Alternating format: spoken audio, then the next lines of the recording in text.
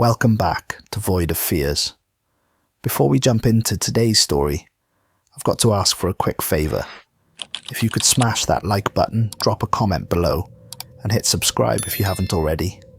It seriously makes a huge difference. YouTube's algorithm loves that stuff, and it pushes my videos to new viewers who might dig these stories too. I really appreciate every single one of you who takes the time to do that. It means the world to me and helps keep this channel growing. Alright, enough of me rambling. Let's dive into today's story. My name is David Torres, and I need you to understand something right from the start. I'm not telling you this story to scare you. I'm telling you because you need to know what's out there, what's coming, and why I wake up every morning and spend 20 minutes staring at my hands, making sure they're still mine. 6 years ago, I was pulling down 200,000 credits a year in deep space salvage. Good money. The kind of money that makes you ignore the voice in your head telling you to turn around. The kind of money that makes you rationalize boarding ships that other crews mark as too dangerous, too strange, too wrong.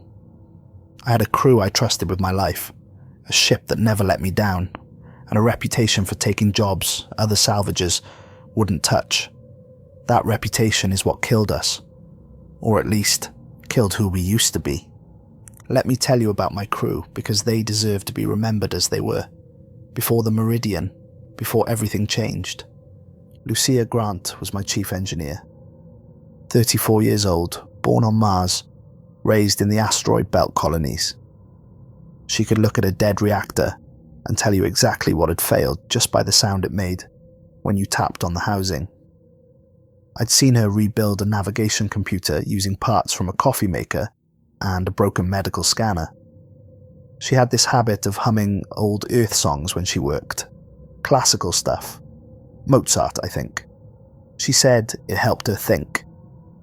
But more than that, she had this laugh, this deep, genuine laugh that could fill a room and make you forget you were floating in the black, millions of kilometers from anything resembling home.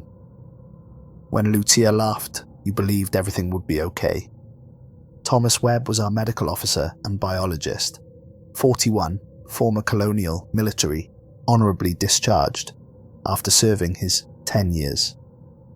Tom had gotten bored with treating miners for black lung and pregnant colonists for morning sickness. He wanted to study the universe's biology, the strange life that evolved in places humans had no business being. He collected specimens from every world we visited, had a whole lab set up in the cargo bay, strange fungi that glowed in the dark, microorganisms that could survive hard vacuum. He treated each sample like it was precious, like it was a key to understanding something fundamental about life itself.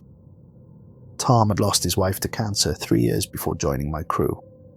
He never talked about it directly, but sometimes I'd catch him staring at his specimens with this look of desperate hope, like maybe understanding alien life would help him make sense of losing her. And then there was Amber Hayes. 29, best pilot I'd ever worked with, and I've worked with a lot of pilots. She'd grown up on Generation ships, spending her childhood in transit between stars. Said she felt more at home in the black than on any planet. She could thread a ship through a debris field at speeds that would make other pilots vomit. Had reflexes like a cat and an uncanny ability to know when something was wrong before the instruments did. She kept a picture of her younger brother taped to her console. His name was Chris. He died in a mining accident when Amber was 17 and he was 14. Explosive decompression. She'd been the one to identify his body. She never talked about it, but sometimes I catch her looking at that picture, touching it with one finger like she was trying to reach through time and pull him back. And me? I've been doing this for 15 years. Started as a cargo hauler, worked my way up to salvage, lost my wife Eleanor to station fever 5 years back. It's a nasty disease, something that evolved in the recycled air of the old stations. Attacks the lungs. She suffocated slowly over 6 months while I watched, helpless. After she died, there wasn't much keeping me planetside. The apartment we'd shared felt like a mausoleum. Every object reminded me of her, so I sold everything, bought the Reclaimant, and headed into the black. The crew became my family. The ship became my home, and the void became the only place where Elena's absence didn't crush me. We were good at what we did, professional, careful. We'd salvaged 63 derelicts in 3 years. Everything from small survey ships to massive colony transports. Never lost a crew member, never had a serious injury. We had systems, protocols. We did things right. That's what makes this so much worse. We did everything right, and it didn't matter. October 15th, 2347. The day started like any other. I woke up in my quarters at 6 in the morning, ship time. The Reclaimant's recyclers hummed their familiar rhythm. That sound had become more comforting to me than silence. I made coffee that tasted like recycled oil and regret. The galley's synthesizer had never been great, but at least it was consistent.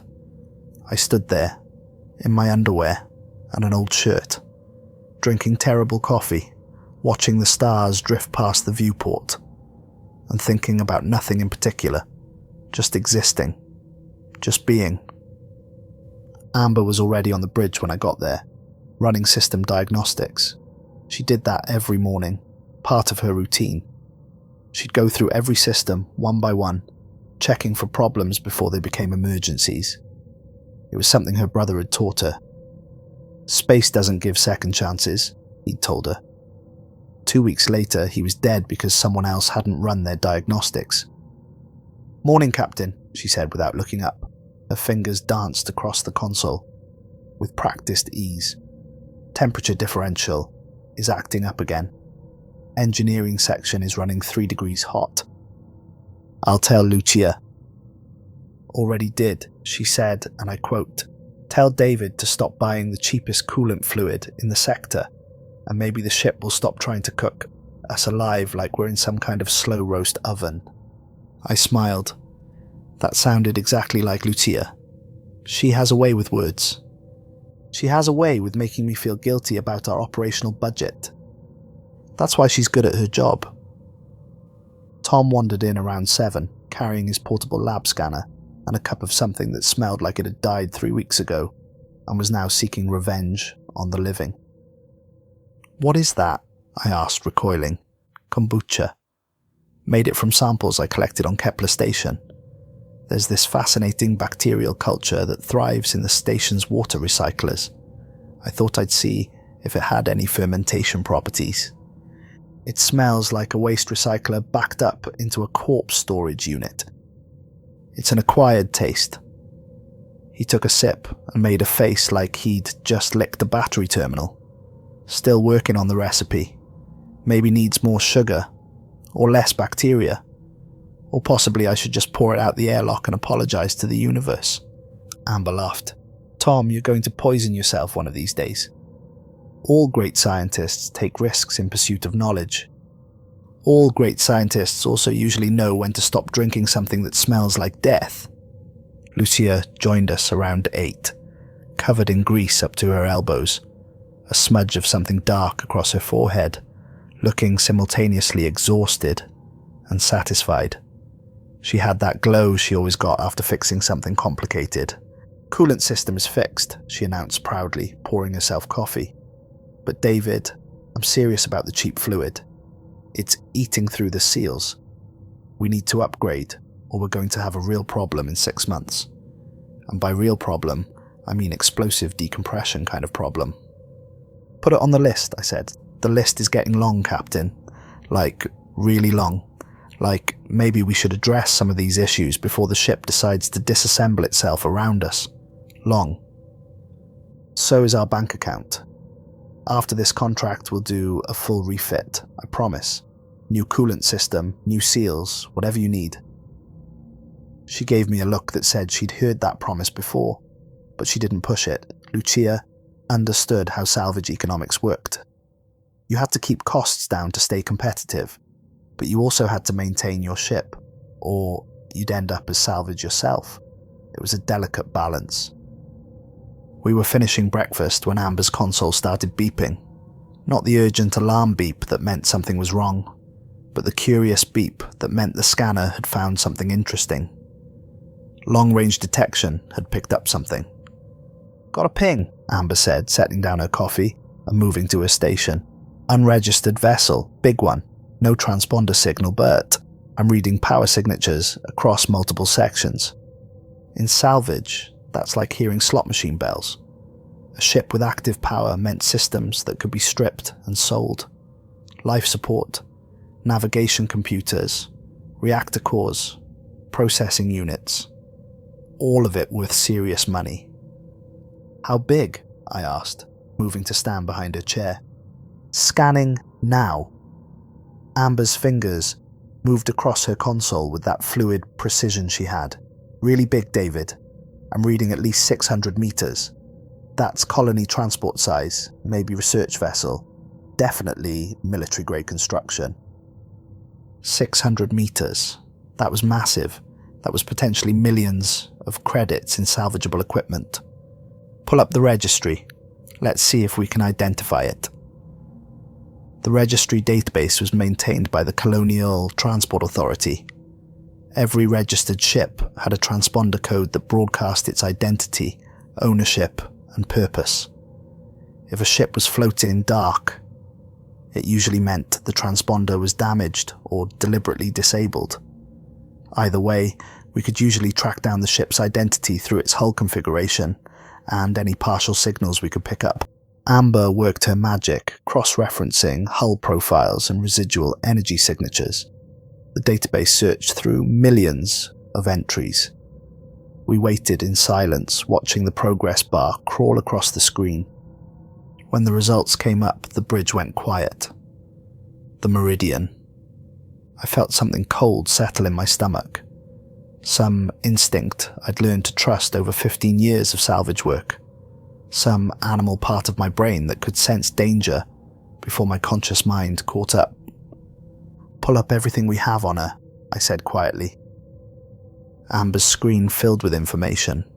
Ship specifications, crew manifest, mission parameters. The Meridian was a research vessel, privately owned, military contractor funded, built 15 years ago at the Titan shipyards, refitted 8 years back with state-of-the-art laboratories and containment facilities, crew complement of 23. Last known mission was an expedition to catalogue extremophile life in the outer Epsilon Sector. Reported missing 6 months ago. No distress signal, no debris field, no survivors. Just gone. "Records are sealed," Amber said, frowning at her screen. "Classification level 7. That's Black Ops territory, David. That's ask questions and disappear. Level classification. Whatever they were researching, somebody high up didn't want anyone knowing about it." Tom had moved to stand behind Amber's chair, reading over her shoulder with growing interest. "Extremophile research," he murmured. "That's studying organisms that can survive in extreme conditions. High radiation, temperature extremes, vacuum exposure, toxic environments. Military applications would be obvious. Bioweapons, terraforming agents, adaptive soldiers. Organisms that could survive anywhere, in any conditions." He paused. "Or organisms that could be weaponized."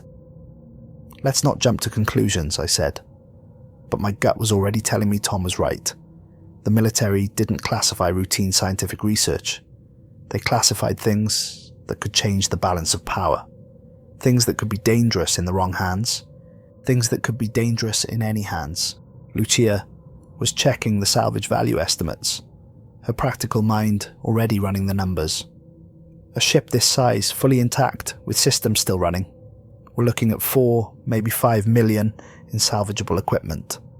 Navigation computers alone are probably worth 500,000. Reactor core, another 1 million, if it's still functional. Life support systems, lab equipment, data storage. She looked up at me.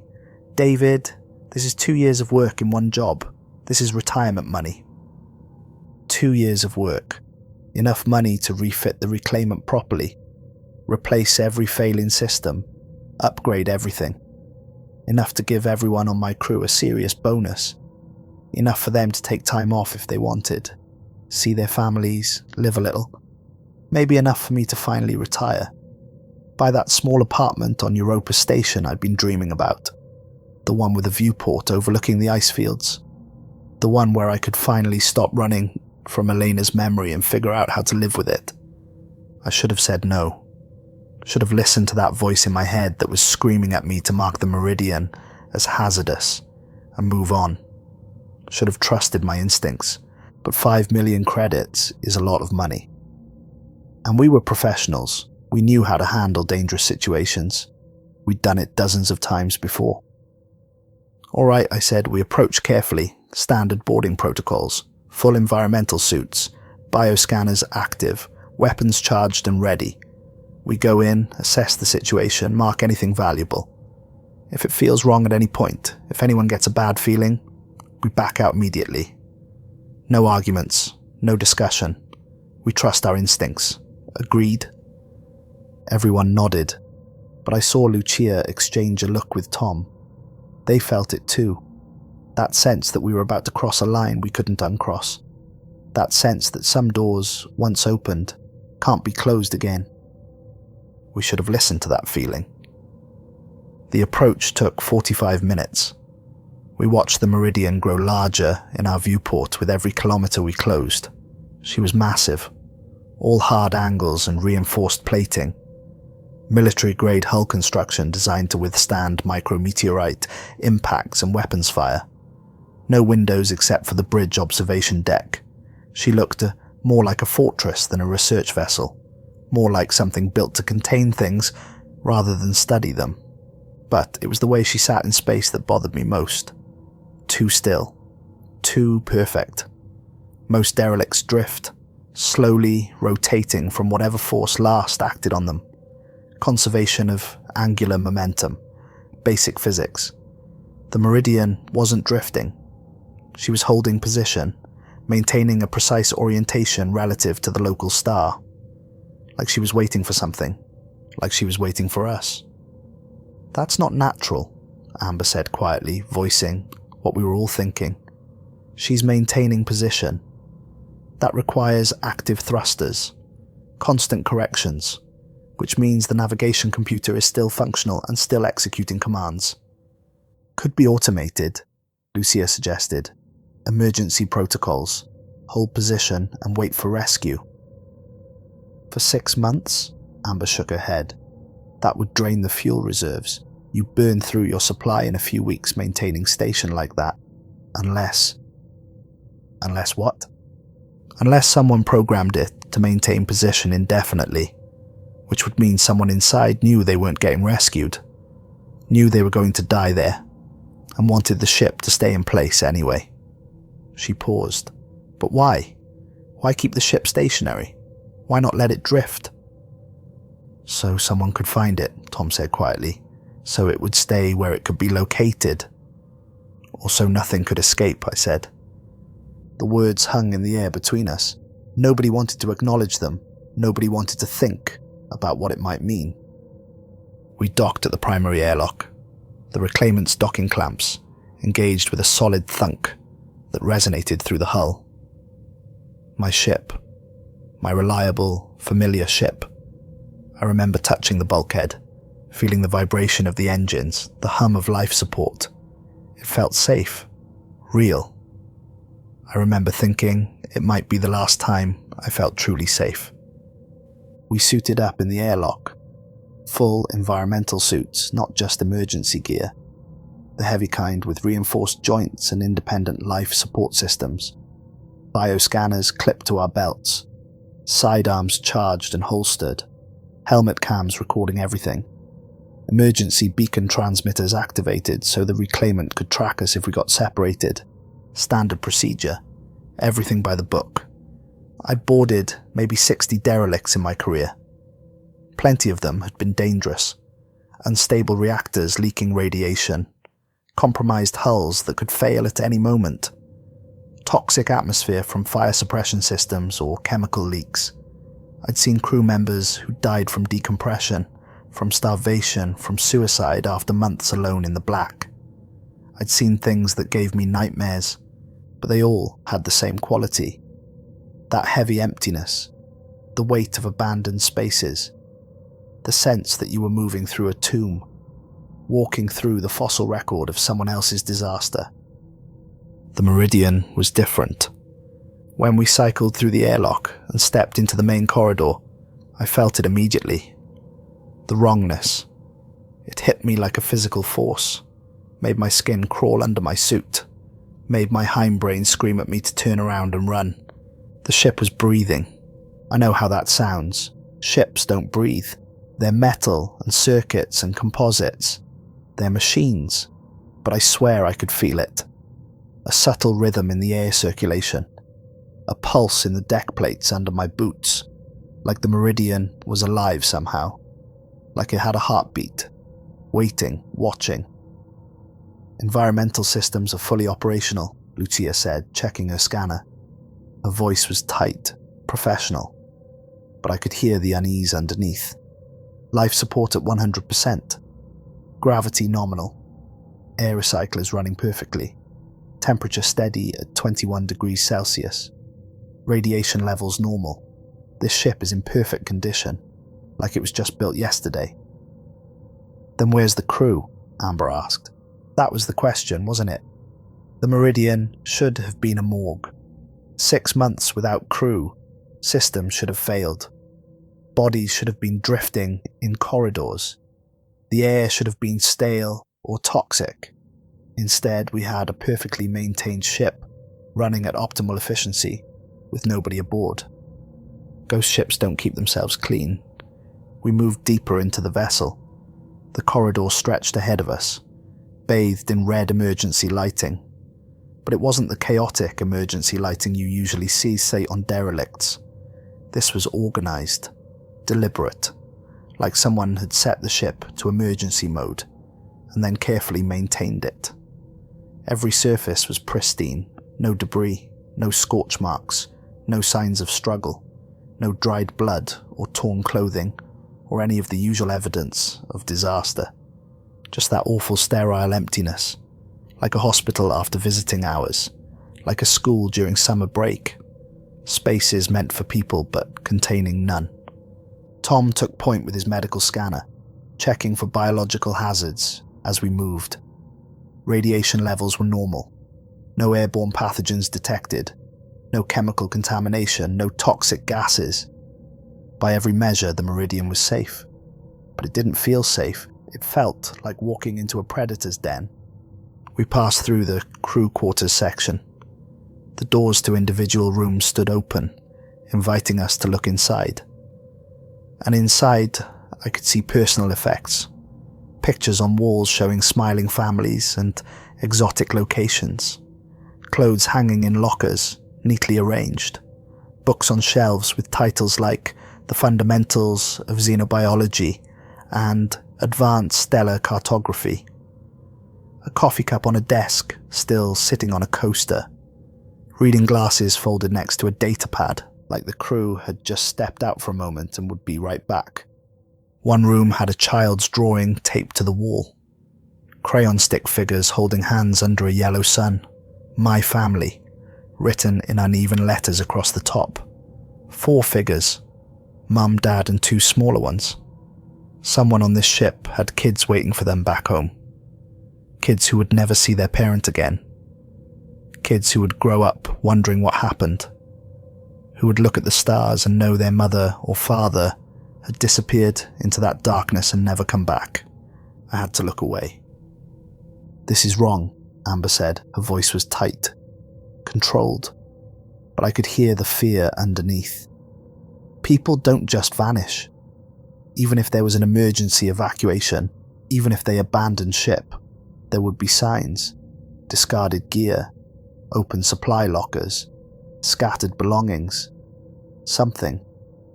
This is too clean, too organized. Like someone went through and arranged everything to look normal before they disappeared. She was right, this was theatrical, Staged. Like someone wanted us to see this. Wanted us to wonder. We continued deeper into the ship, following the main corridor toward the central hub. Research Bay 03 was on our route to the bridge. The door stood open, emergency lighting flickering inside, casting strange shadows on the walls that seemed to move on their own. That's where we found it. The first piece of evidence that something terrible had happened aboard the Meridian. The first sign that we'd made a catastrophic mistake by boarding this ship. In the middle of the floor, placed carefully in the center of the room, like someone had set it down as a message, was a severed arm. Still sealed in its biohazard suit, the heavy kind used when working with dangerous specimens.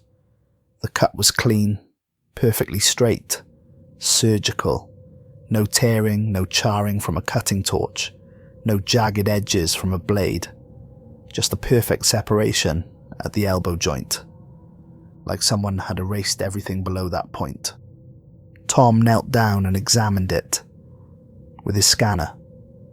His hands were steady, but I could hear the change in his breathing over the comm. That subtle shift that meant he was seeing something that violated his understanding of biology. "This doesn't make sense," he said quietly.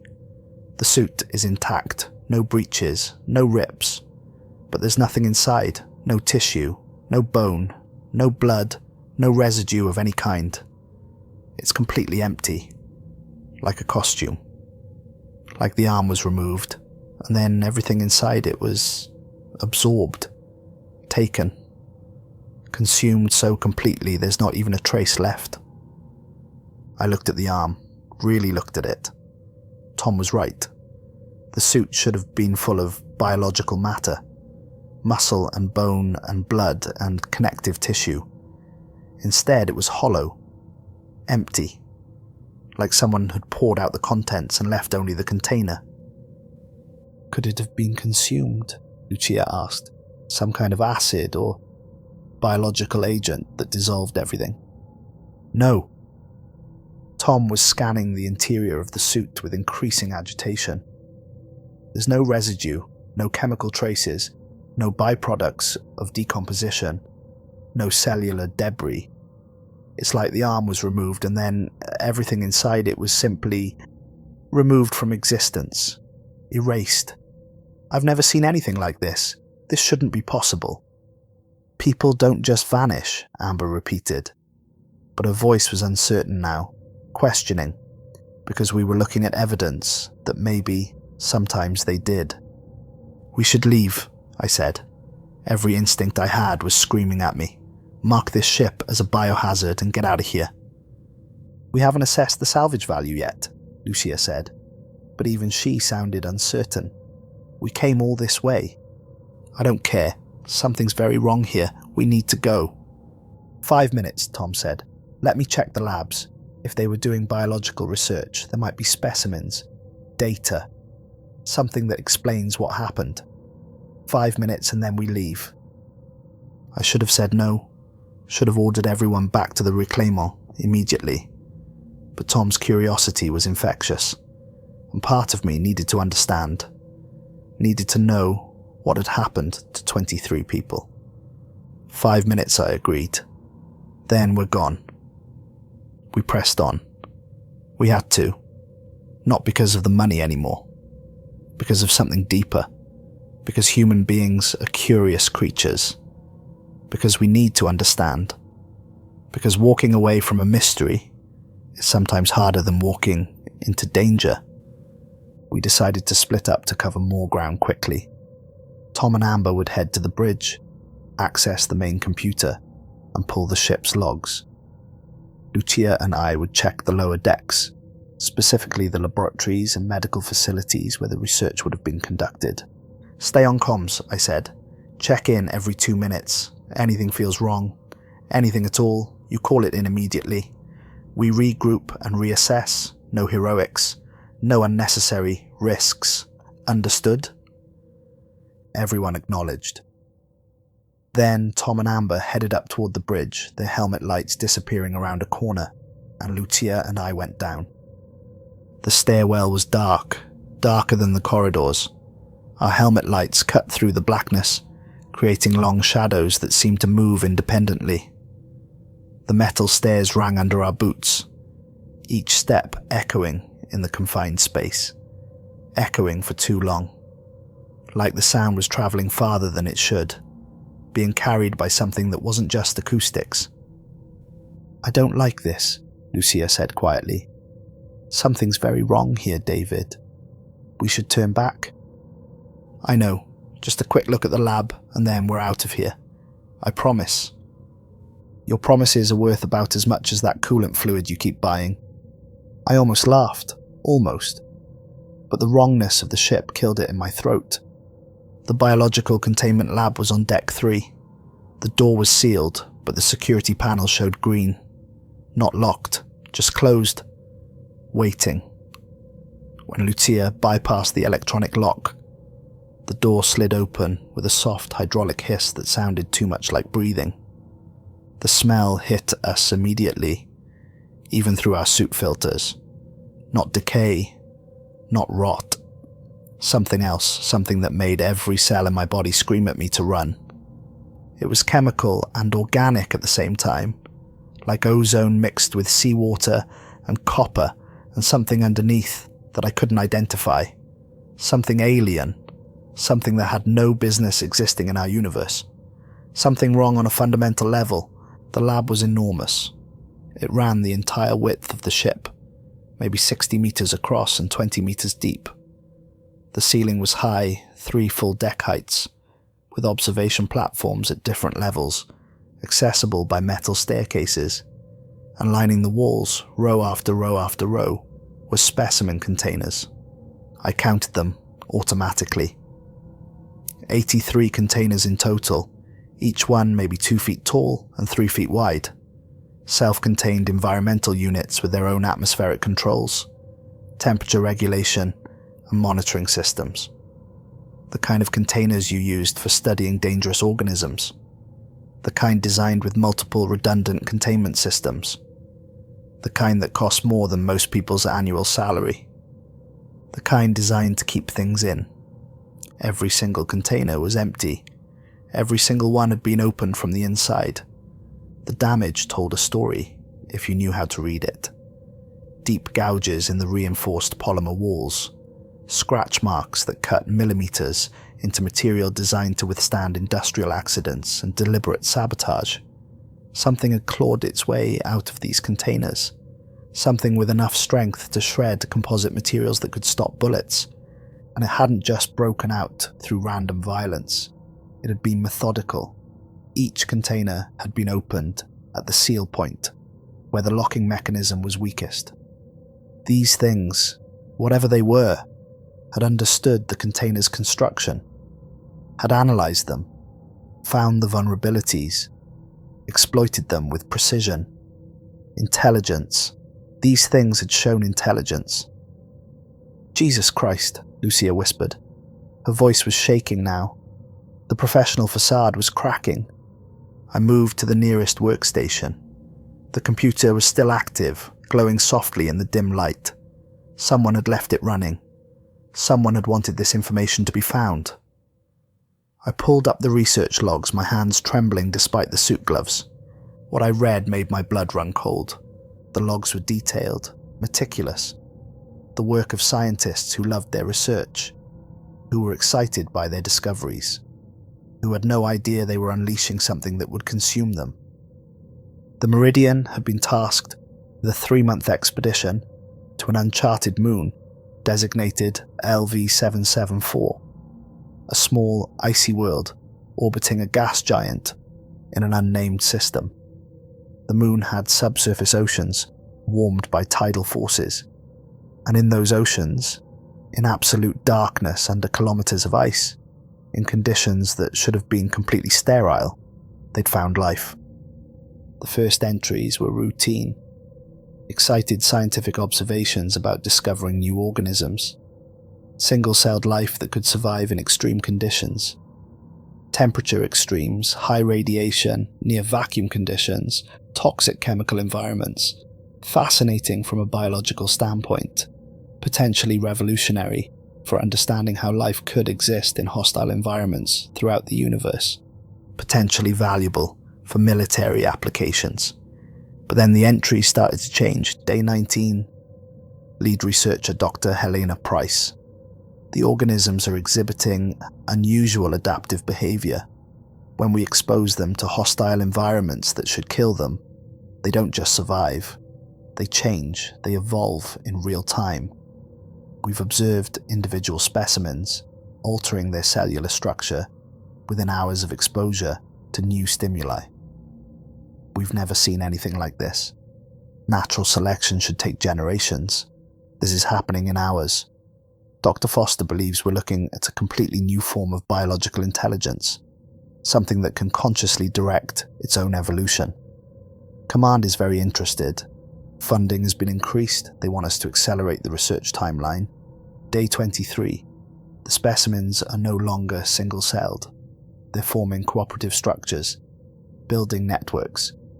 We separated individual organisms to observe their behavior in isolation. Within 6 hours, all the isolated specimens died. But the ones we kept together, they thrived. They're communicating somehow, sharing information across cellular boundaries, learning collectively. It's remarkable, unprecedented.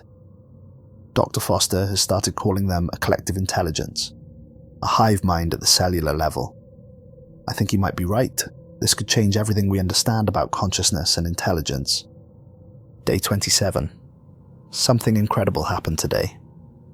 We introduced a human tissue sample to observe the organism's reaction to complex, multicellular life. It was supposed to be a simple exposure test, just to see if the organism would recognize mammalian cells as food or threat, or ignore them entirely. But what happened was extraordinary. Within 6 hours, the specimen had perfectly replicated the cellular structure, not just mimicked it, replicated it down to the genetic level. When we analysed the result under microscope and genetic sequencer, we found human DNA, perfect human DNA. But it wasn't the original tissue sample. We'd marked the original with a fluorescent protein. This was new tissue. The organism had learned to be human at a cellular level, had read the information encoded in the sample and reproduced it exactly. Dr. Foster is calling it the most significant biological discovery in human history. Captain Rourke is calling it the most dangerous. Day 30. Captain Rourke is expressing serious concerns about the direction of research. He wants to terminate the experiment immediately and return the samples to the military facility on Titan Station where they can be studied under more controlled conditions. He's worried about containment, worried about what happens if something goes wrong, but Command has ordered us to continue. They say what we're discovering is too valuable to interrupt. They've sent new protocols, new tests they want us to run. They want us to accelerate the research, push the specimens harder, see what they're truly capable of. The science team is divided. Some agree with the captain, some are too excited by the discoveries to want to stop. I'm somewhere in between, fascinated and terrified in equal measure. Day 35. We've begun more complex tests, exposing the organism to various biological structures, neural tissue, muscle cells, bone marrow, liver cells, every type of human tissue we have samples of. Each time it adapts, replicates, learns, and the speed of adaptation is increasing exponentially. What took 6 hours on day 27 now takes 90 minutes. What took 90 minutes yesterday took 45 today. It's learning how to learn, becoming more efficient at understanding and replicating biological structures. Dr. Foster theorizes that the organism is building a library, a catalogue of biological information that it can reference and combine. He thinks it might be able to create completely new cellular structures by mixing and matching what it's learned. The implications are staggering and terrifying. Day 40. Dr. Foster made a breakthrough today that changes everything. He discovered that the organism doesn't just replicate cellular structures. It retains information. It has memory. We exposed one specimen group to neural tissue, then separated a portion of that group and exposed it to muscle tissue. When we recombined the groups, the second group immediately knew how to replicate the neural tissue despite never being directly exposed to it. The organisms had shared knowledge across the separated groups. They're not just learning individually, they're building a collective knowledge base. Every organism that learns something shares that knowledge with every other organism. They're creating a distributed intelligence, a network consciousness. This has implications far beyond anything we initially imagined. Dr. Foster thinks this could be how truly alien intelligence works. Not individual minds, but collective consciousness distributed across millions or billions of cells. Captain Rourke thinks it makes them infinitely more dangerous. He's ordered the specimens destroyed. Command has overruled him. We're to continue research. Day 42. The organism is showing signs of problem-solving behavior that suggests abstract thinking. We created a simple maze to test its mobility and navigation. The organism solved the maze in 3 attempts. We created a more complex maze with multiple dead ends and reverse sections. It solved that maze in 1 attempt, not through trial and error, through prediction. It understood the goal and calculated the solution before moving. It's not just learning and remembering. It's thinking, planning, understanding causality, and predicting outcomes. Dr. Foster is ecstatic. He thinks we've discovered proof that consciousness doesn't require a brain, that intelligence can emerge from collective cellular behavior. Captain Rourke is terrified. He sent multiple requests to Command asking for permission to terminate the research. All have been denied. The military applications are too valuable. Command wants us to continue, to push further, to see if the organism can be controlled, weaponized, used. Day 45. There was an accident today. Dr. Foster was working alone in Lab 2, conducting a routine sample transfer, moving specimens from one container to another. Standard procedure. He's done it hundreds of times, but something went wrong. The containment breach alarm sounded at 14:30 hours. By the time we reached the lab, the emergency seals had activated. Foster was trapped inside, and he'd been exposed. We could see him through the observation window. The organism had entered his respiratory system. We watched him try to purge his lungs, watched him collapse. We sealed the lab immediately, pumped in neutralizing agents, everything in our contamination protocols. But nothing worked. The organism was adapting faster than we could react, developing resistance to every chemical we used. We watched Foster change, watched it happen in real time through the observation window, and there was nothing we could do, nothing except watch and record, for science, for the future, so someone could learn from our mistakes. I stopped reading. My hands were shaking so badly I could barely hold on to the console. Lucia was beside me, reading over my shoulder. I could hear her breathing over the comm. Fast. Panicked. "David," she said quietly, "we need to leave right now. We need to get off this ship." But I couldn't stop. I needed to know. Needed to understand what had happened. What we were dealing with. I scrolled to the next entry. Day 46. Dr. Foster is still alive. But he's not Dr. Foster anymore. Not entirely. The transformation took 6 hours. We documented everything. Every stage. His cells were replaced one by one. We could watch it happening under the microscope. Sample after sample showing more and more organism cells. Less and less original human tissue. The organism consumed his original cellular structure and rebuilt it, piece by piece, cell by cell. By the end of the 6 hours, he looked exactly like himself. Same face, same build, same facial expressions, same mannerisms. But when we scanned him, the results were shocking, horrifying. Only 11% of his body was still original human tissue. The rest was the organism, perfectly mimicking human cellular structure. But here's what terrifies me most.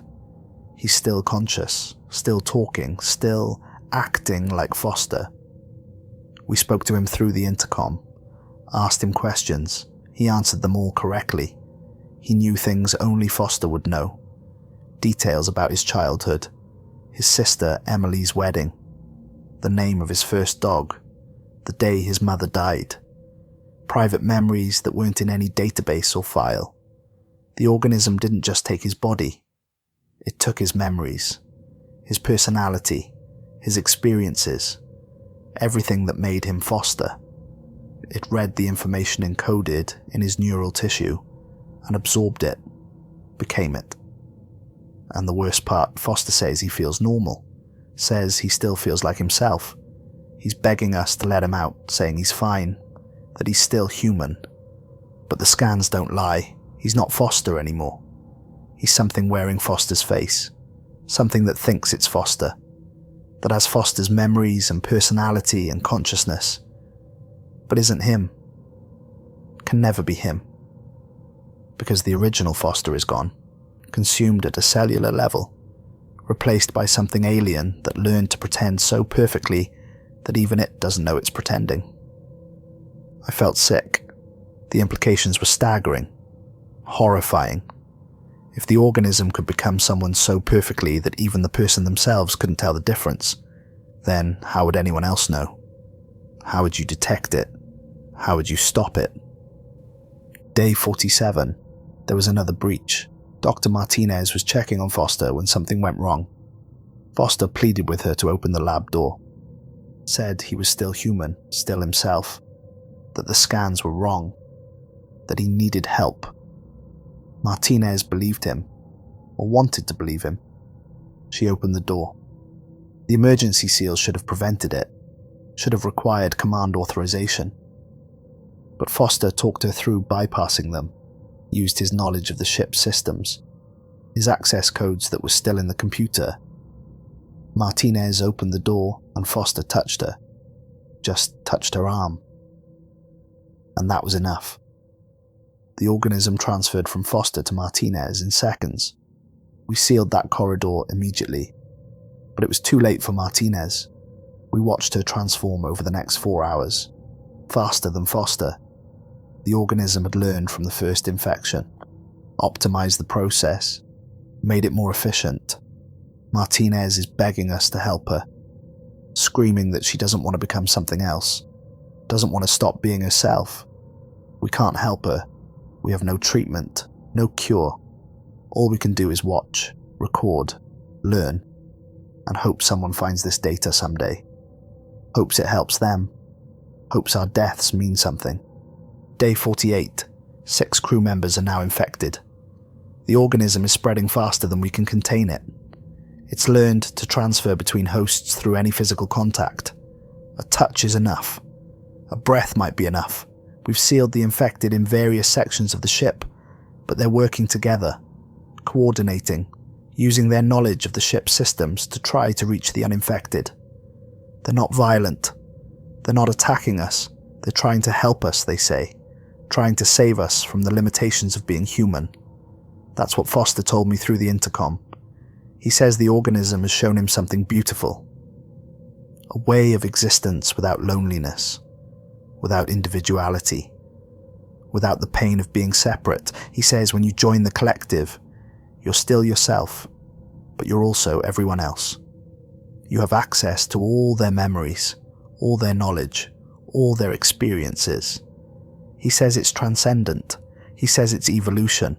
He says we should stop fighting it, stop being afraid, that we should embrace what we're becoming. But I've seen the scans. I know what's happening. They're not human anymore. There's something else wearing human faces, speaking with human voices, using human memories to seem human. But they're not. They can never be again. Day 49. Command has stopped responding to our messages. We've sent dozens of distress signals, detailed reports of the situation, video logs of the transformations. Everything. No response. Either they're not receiving our transmissions, or they've decided we're a containment risk, that we're too dangerous to rescue, that it's safer to let us die out here, let the infection consume us and then fade away when there's nothing left to consume. I think they're right. I think that's exactly what should happen. But Captain Rourke won't accept it. He's determined to save the uninfected crew members. He thinks we can hold out until help arrives. He's wrong. There is no help coming. There's only us. And we're running out of time. The infected now outnumber the uninfected 13 to 10. They control most of the ship. They've locked us out of critical systems. We're trapped in the upper decks with limited supplies. No way to call for real help. No way to destroy the ship. No way to escape. All we can do is wait, and hope the organism stops at the boundaries of our bodies. Hope it can't learn to travel through vacuum. Can't learn to survive outside a host.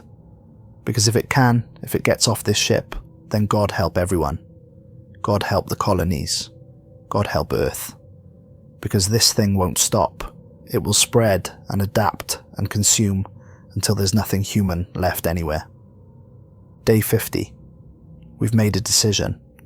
Those of us who are still uninfected, we're going to seal ourselves in the medical bay and go into stasis. It's our only chance. If we stay conscious, we'll eventually make mistakes, get exposed, join the infected. But in stasis, our immune systems will be suppressed. Our cellular activity will be minimal. Maybe the organism won't be able to infect us. Maybe we can wait it out. Wait until the infected die. Because they have to die eventually, right? The organism can keep them alive, can repair damage, can prevent aging, but it can't create energy from nothing. Eventually they'll run out of nutrients, starve, die, and then it'll be safe to wake up, safe to wait for rescue. That's our hope, a desperate, probably foolish hope. Captain Rourke is staying awake. He's going to maintain the ship's systems. Keep us in stasis. Monitor the infected. He's infected himself now. Started showing symptoms this morning. His fingernails changed colour, but he says he can feel himself changing. Says he's fighting it, trying to maintain his consciousness while his body transforms. He doesn't think he has long. Maybe a few days before he's completely gone. Before he becomes another copy wearing his face. He's using that time to seal the ship, lock down the navigation, make sure we can't drift into shipping lanes, can't accidentally be found by salvagers who don't know what they're dealing with. He's programming the ship to maintain position indefinitely, to wait, to serve as a warning, a monument to our failure, to what happens when curiosity and ambition override caution. Day 53. This is Captain Michael Rourke, final log entry. If anyone finds this ship, you need to listen to me very carefully. Do not board, do not breathe the air, do not touch anything. The organism we collected from LV-774 is unlike anything humanity has ever encountered. It's not just adaptive, it's predatory. It learns, it consumes, it replaces, it doesn't kill you. It becomes you so perfectly that even you can't tell the difference until it's too late. Until you're gone and something else is looking through your eyes, speaking with your voice, living your life. Of the 23 crew members aboard this ship, 17 are now fully infected, transformed. They look human, they act human, they think they're human, but they're not. They're copies, echoes. They have our memories, our personalities, our knowledge, but they're not us. The original people are gone, consumed at a cellular level. What remains is something that learned to wear our faces. I've sealed the infected in the medical bay, put them in stasis pods. It's the only way to contain them, to prevent them from escaping if someone boards. The other 6 of us, the ones who were still uninfected when we made the decision, we're in stasis as well, different section. But we were all showing symptoms by then, all exposed. The organism was in our bloodstreams. Our immune systems were fighting it, but losing. Slowly. I don't know if we'll ever wake up human, or if we'll wake up as something else. Something that thinks it's us. I'm the last one still conscious, still fighting. I can feel the organism inside me, moving, learning, changing me from the inside out. My thoughts are becoming strange, foreign, like there's someone else in my head, someone learning to be me. I don't have much time left, maybe hours, maybe less. I'm programming the ship to maintain position, indefinitely. Locking out all navigation controls. The ship will stay here, a warning, a beacon. If anyone finds us, I'm begging you, destroy this ship, burn it. Don't let what happened to us happen to anyone else. Don't let the organism spread. Don't let it reach the colonies, the stations, Earth. Because if it does, humanity is finished. Not killed, replaced. One person at a time, one cell at a time. Until we're all gone and something else has taken our place. Something that looks like humanity, acts like humanity, but isn't. Never can be. This is Captain Michael Rourke of the research vessel Meridian, signing off. God forgive us for what we unleashed. The log ended there. The bridge of the Meridian fell into absolute silence. The only sound was our breathing over the comms. Fast, panicked. The sound of people realizing they'd made a terrible mistake. "David!" Tom's voice crackled over the radio. "We found security footage. You need to see this. You need to see it right now." "We're on our way," Lucia and I ran. The corridors seemed longer now. The red emergency lighting seemed darker, more oppressive. And with every step, I felt something in the back of my mind. A presence, like being watched by something that understood exactly what I was thinking. Something that was learning me, studying me, preparing to become me. When we reached the bridge, Tom and Amber were standing in front of the main display screen. The security footage was paused on a single frame. A woman in a white lab coat, frozen mid-turn, her face toward the camera. Young, maybe 30. Dark hair pulled back in a ponytail. Name tag partially visible. Doctor something. The image quality was good enough to see her expression. Terror. Pure, absolute terror. The kind of fear that comes from understanding you're about to lose everything, not just your life, yourself.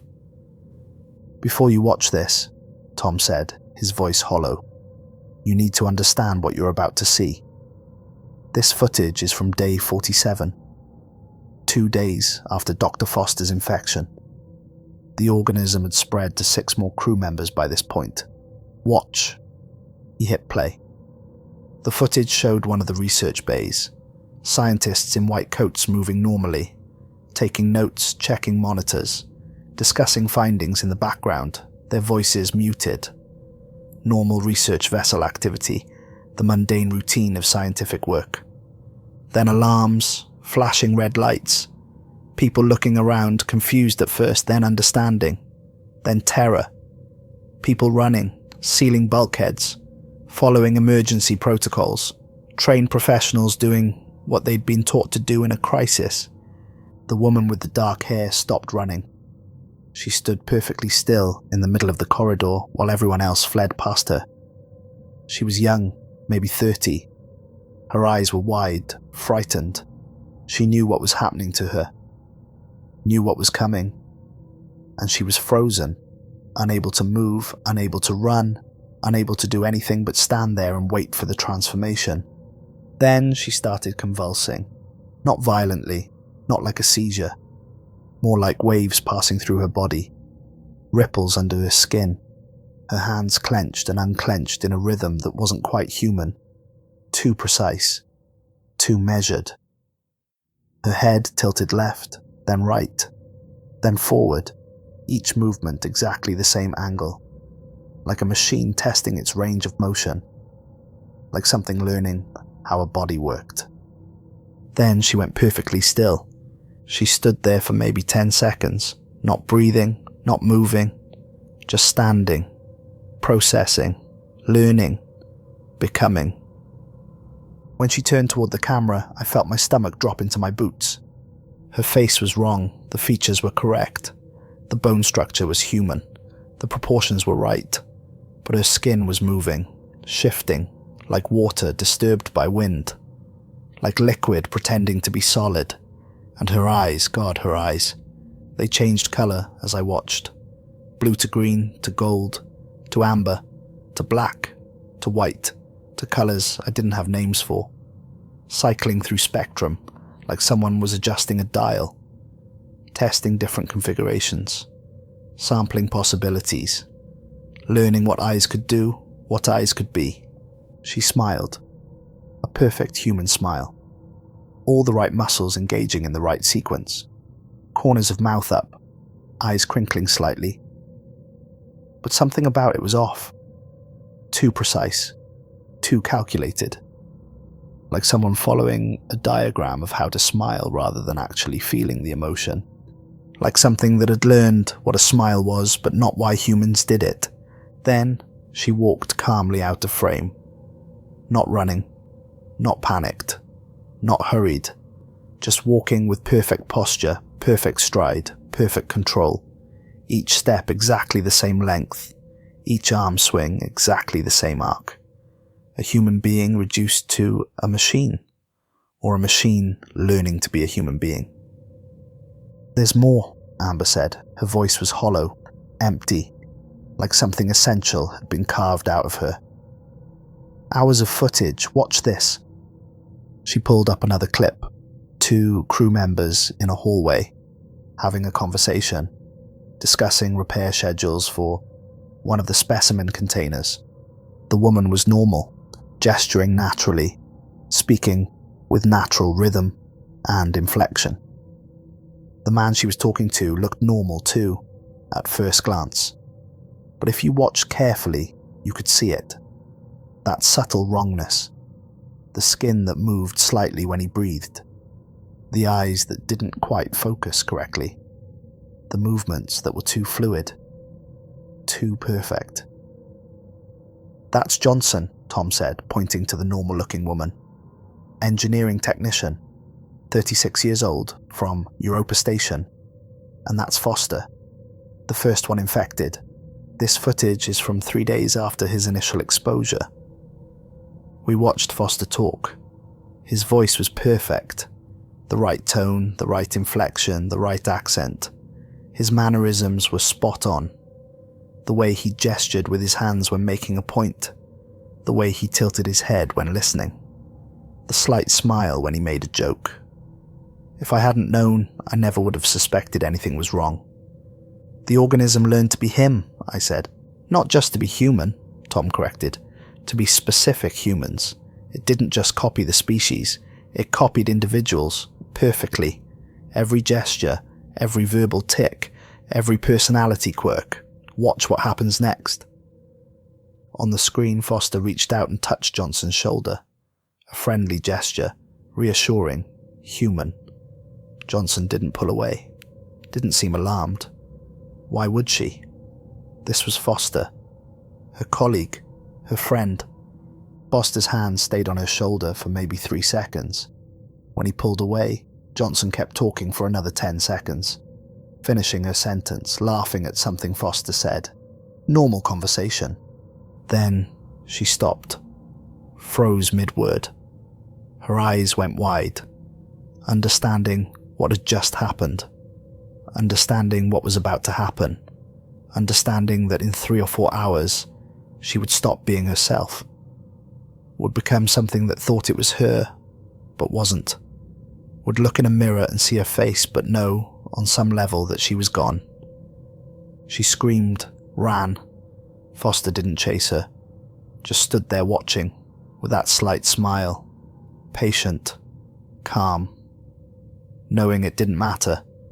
That running wouldn't help. That in a few hours, Johnson would be one of them.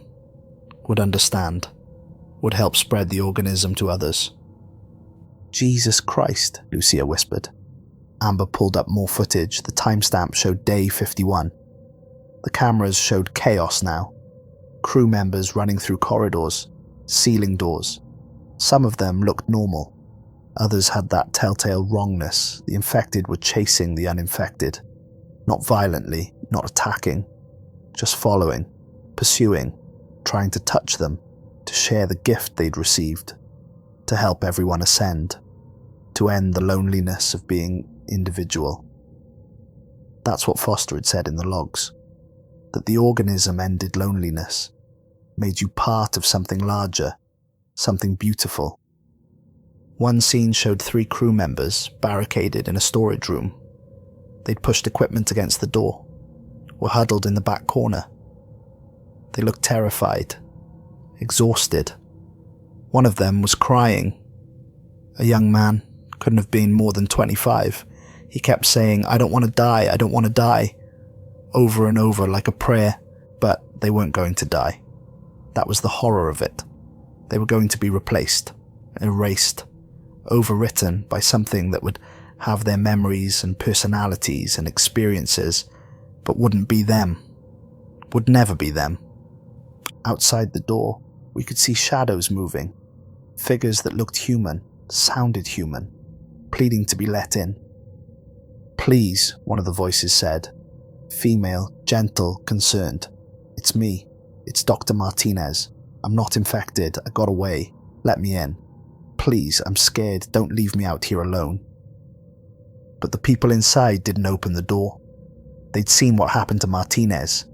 They knew that the thing outside, even if it looked like Martinez, even if it sounded like Martinez, even if it had Martinez's memories and voice and personality, wasn't Martinez anymore. The real Martinez was gone, consumed. What remained was an echo, a copy, a thing that had learned to pretend. The footage continued. Hours compressed into minutes. The infected gradually outnumbering the uninfected. The barricaded crew members eventually had to leave their hiding spots to find food, water, supplies. And one by one, they were exposed. One by one, they transformed. One by one, they joined the collective, until only 6 remained. 6 people who sealed themselves in the medical bay. 6 people who went into stasis, hoping to outlast the infection. 6 people who Captain Rourke sealed away as his final act of humanity before he too was consumed. The final piece of footage was dated day 53, 6 months ago, the bridge. Captain Rourke sat in his command chair. He looked ancient, exhausted beyond measure, hollowed out. His uniform was disheveled, his hands were shaking, his eyes were hollow. But what made me sick was his fingernails.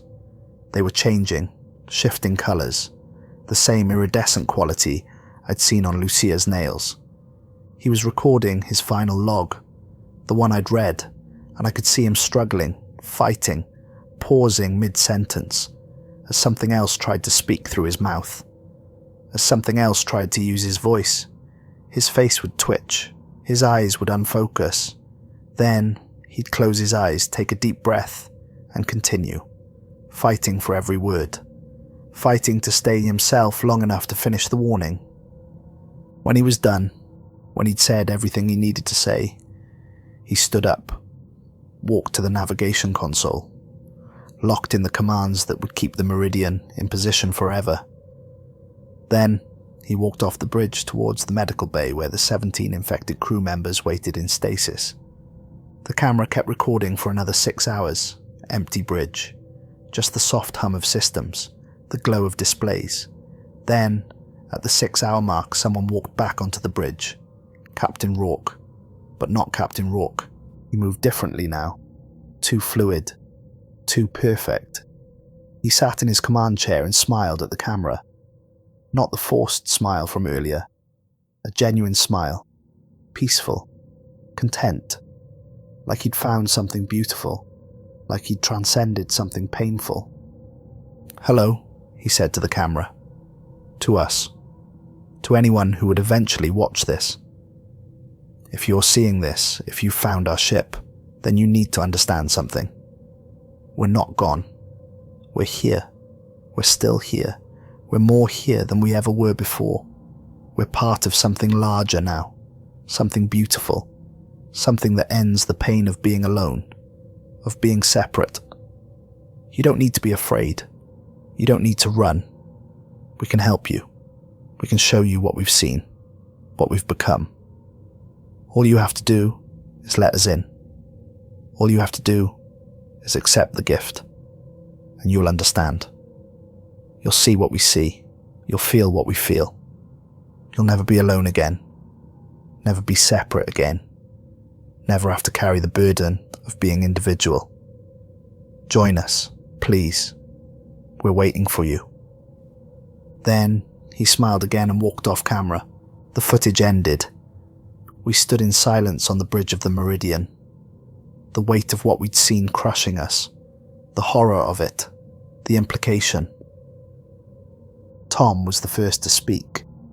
He pulled out his portable bioscanner, the medical grade one he used for specimen analysis.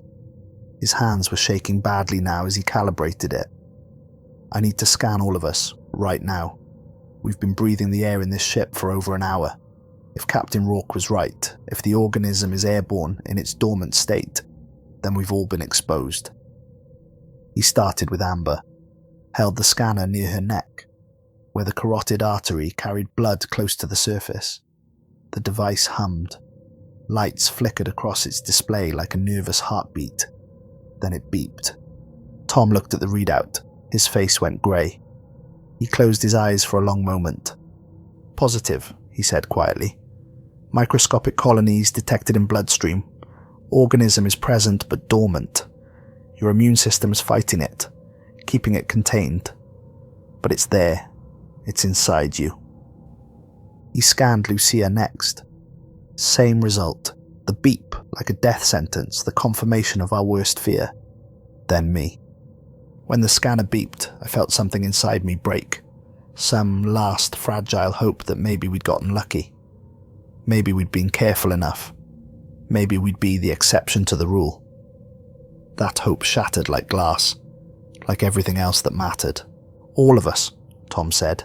His voice was hollow now, dead. We're all infected. The organism is in our bloodstreams, in our cells, learning, adapting, becoming part of us. He scanned himself last. The scanner beeped. He nodded like he'd expected it, like he'd known from the moment we stepped aboard this cursed ship. The weight of those words settled over the bridge like a physical thing. Like gravity had increased.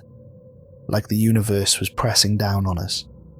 We stood in silence, each of us processing what this meant. What we'd lost. What we were going to lose. We'd have been exposed to something that had consumed 23 people.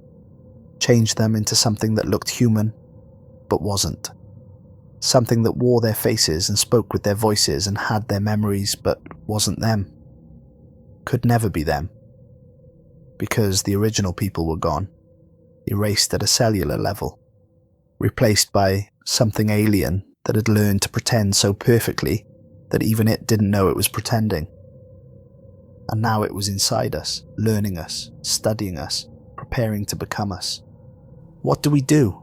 Amber asked. Her voice was small, frightened, young. She sounded like a child asking her parents to make the monsters go away. But there were no parents here, no one to protect us, just us, and the thing inside us.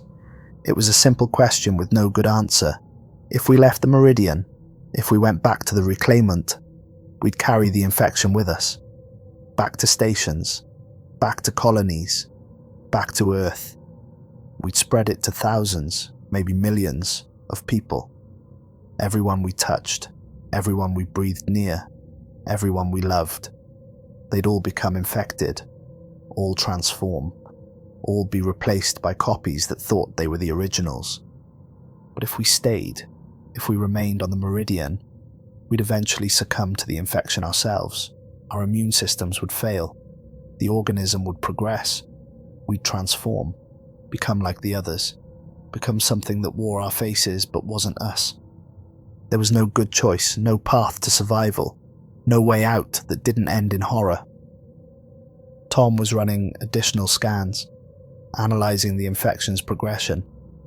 His hands were steady now.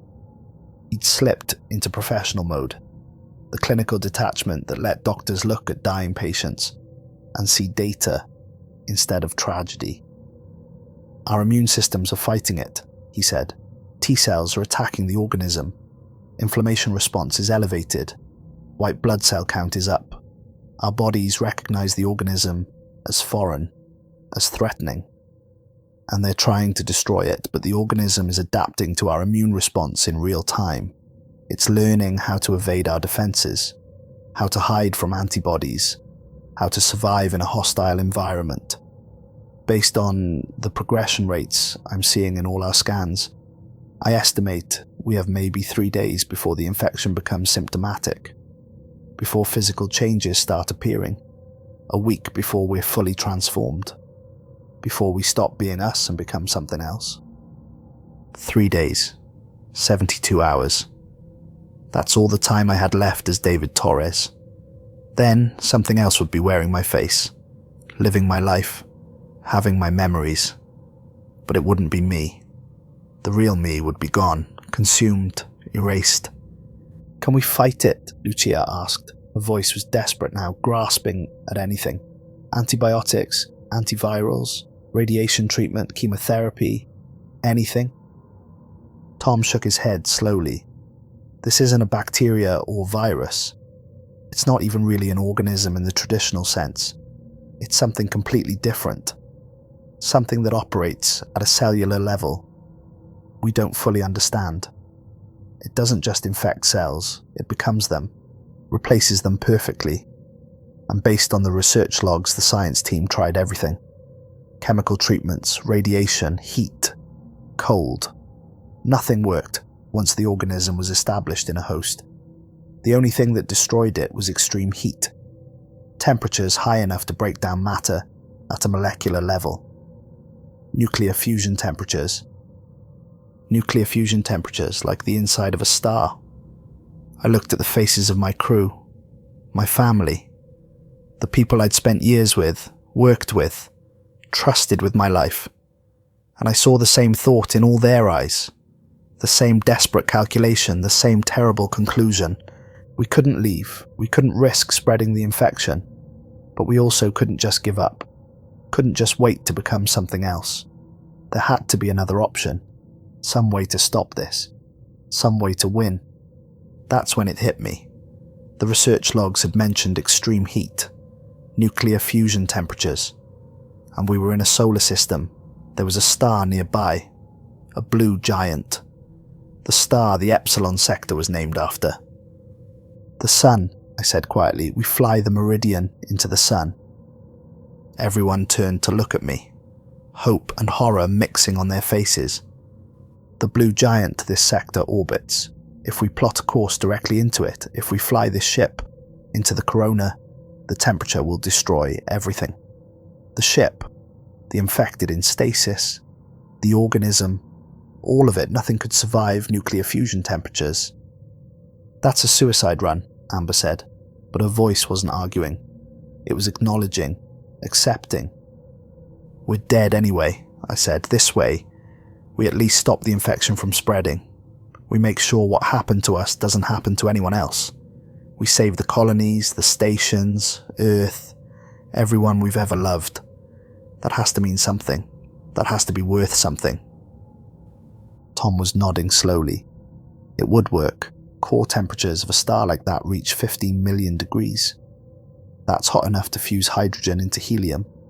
Hot enough to destroy matter at an atomic level. The organism couldn't survive it. Nothing biological could survive it. There's a problem, Amber said. She was already at the navigation console, pulling up the ship's systems. The navigation is locked. Captain Rourke said so in his final log. We can't just program a new course. The system will fight any command that deviates from the holding pattern. Then we override it, Lucia said, manually. Someone stays on the bridge, flies the ship manually, overrides the automated systems in real time as they try to correct course.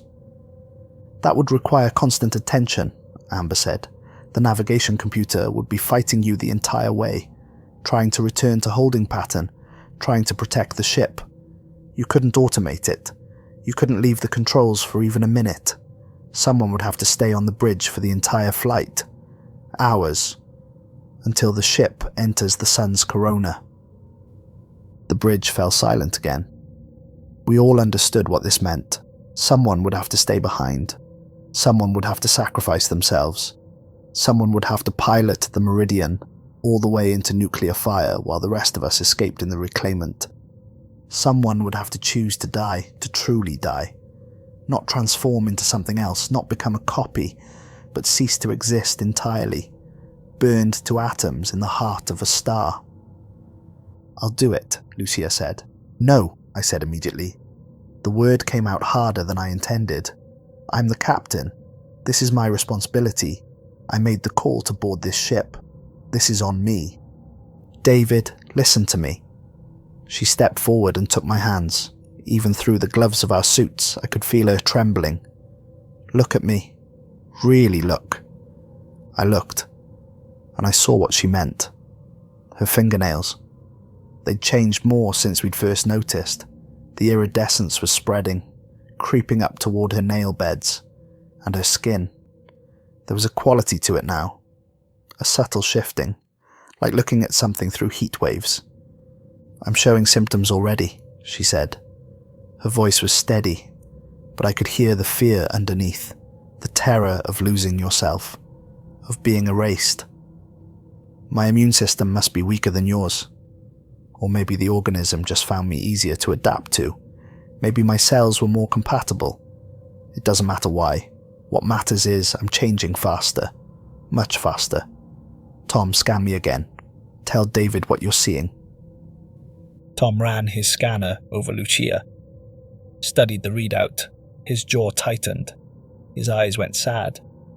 "The organism is replicating much faster in her system. At least 3 times the rate I'm seeing in the rest of us. Her cellular structure is already 14% organism tissue. The rest of us are still under 5%. Based on current progression, she has maybe 18 hours before she's symptomatic. Symptomatic meaning visible physical changes, altered behavior, the beginnings of transformation. 36 hours before she's mostly transformed. 3 days before she's completely gone. 18 hours, less than a day before Lucia started to stop being Lucia.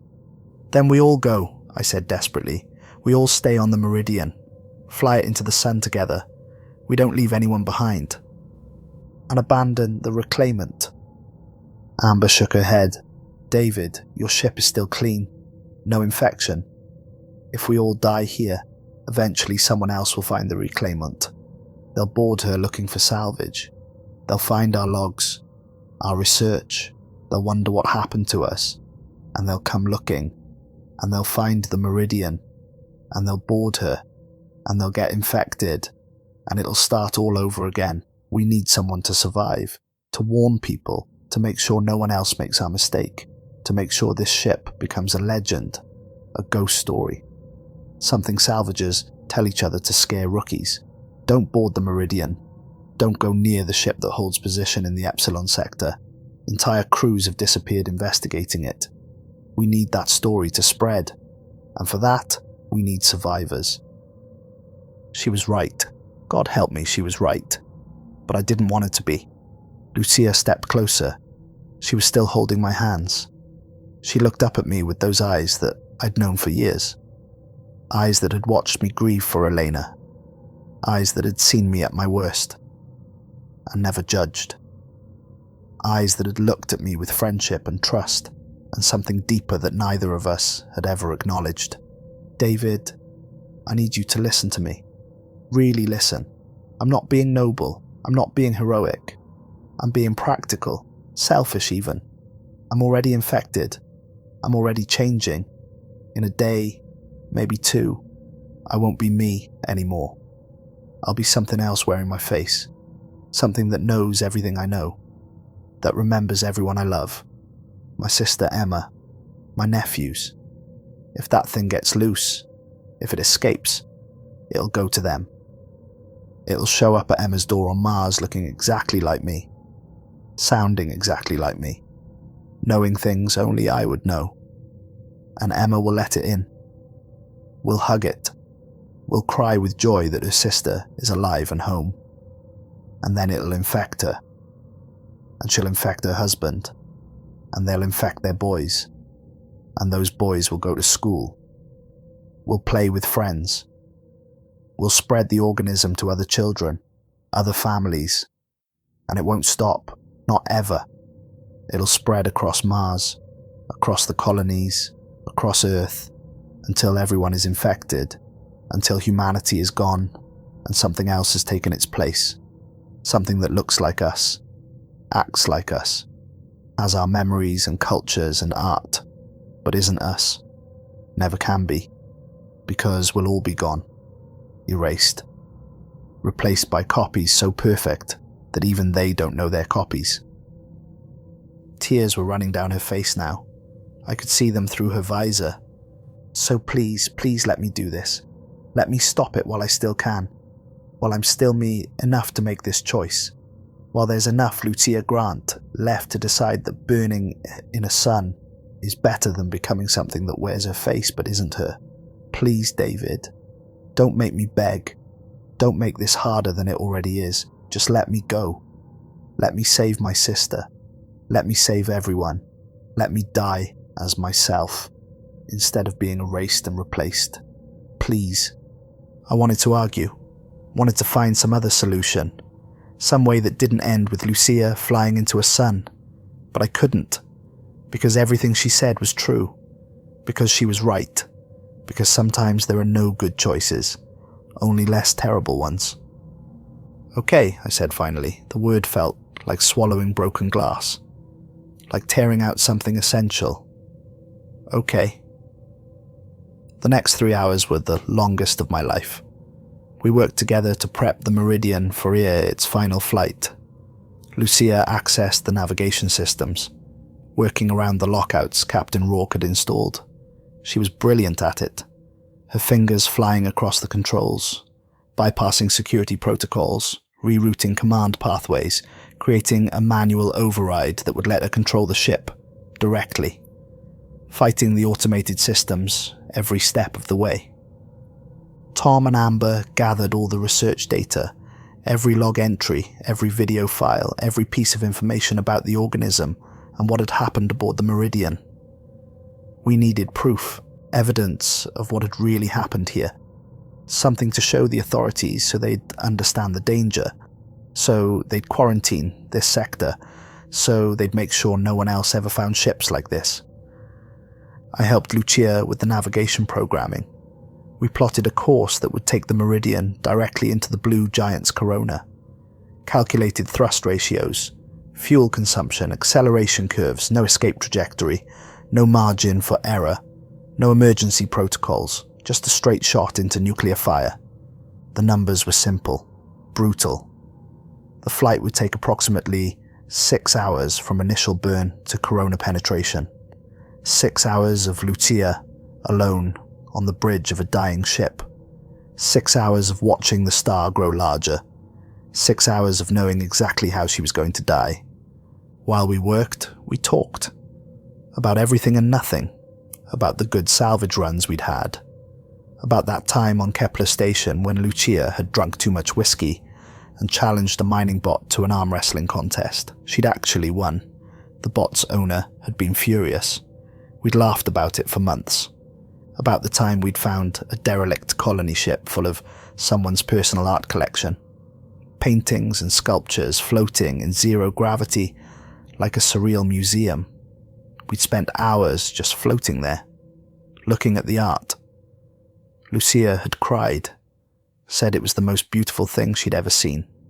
All that human creativity preserved in the void, waiting to be found.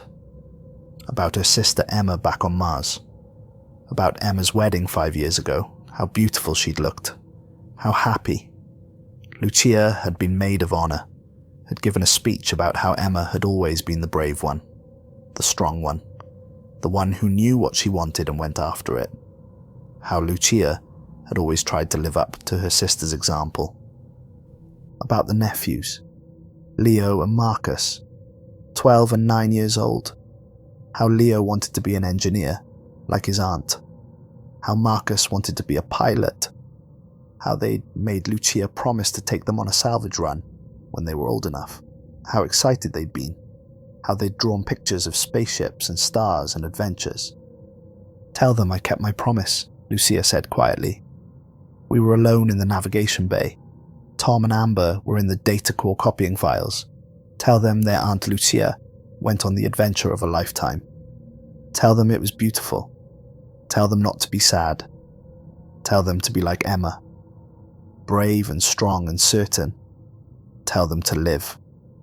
I will. And David, she looked at me, really looked at me. Thank you.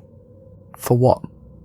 For giving me a family after I left Mars, after I ran away from Emma's perfect life and her perfect husband and her perfect kids. I thought I'd always be alone. Thought I'd always be the screw-up sister who couldn't settle down, couldn't be normal, but you gave me something better. You gave me the reclaimant. You gave me Tom and Amber. You gave me a purpose, a place where I belonged, where I mattered. These last 3 years, working on your ship, fixing things, keeping us flying, that's been the happiest time of my life. So thank you for that, for everything. I couldn't speak.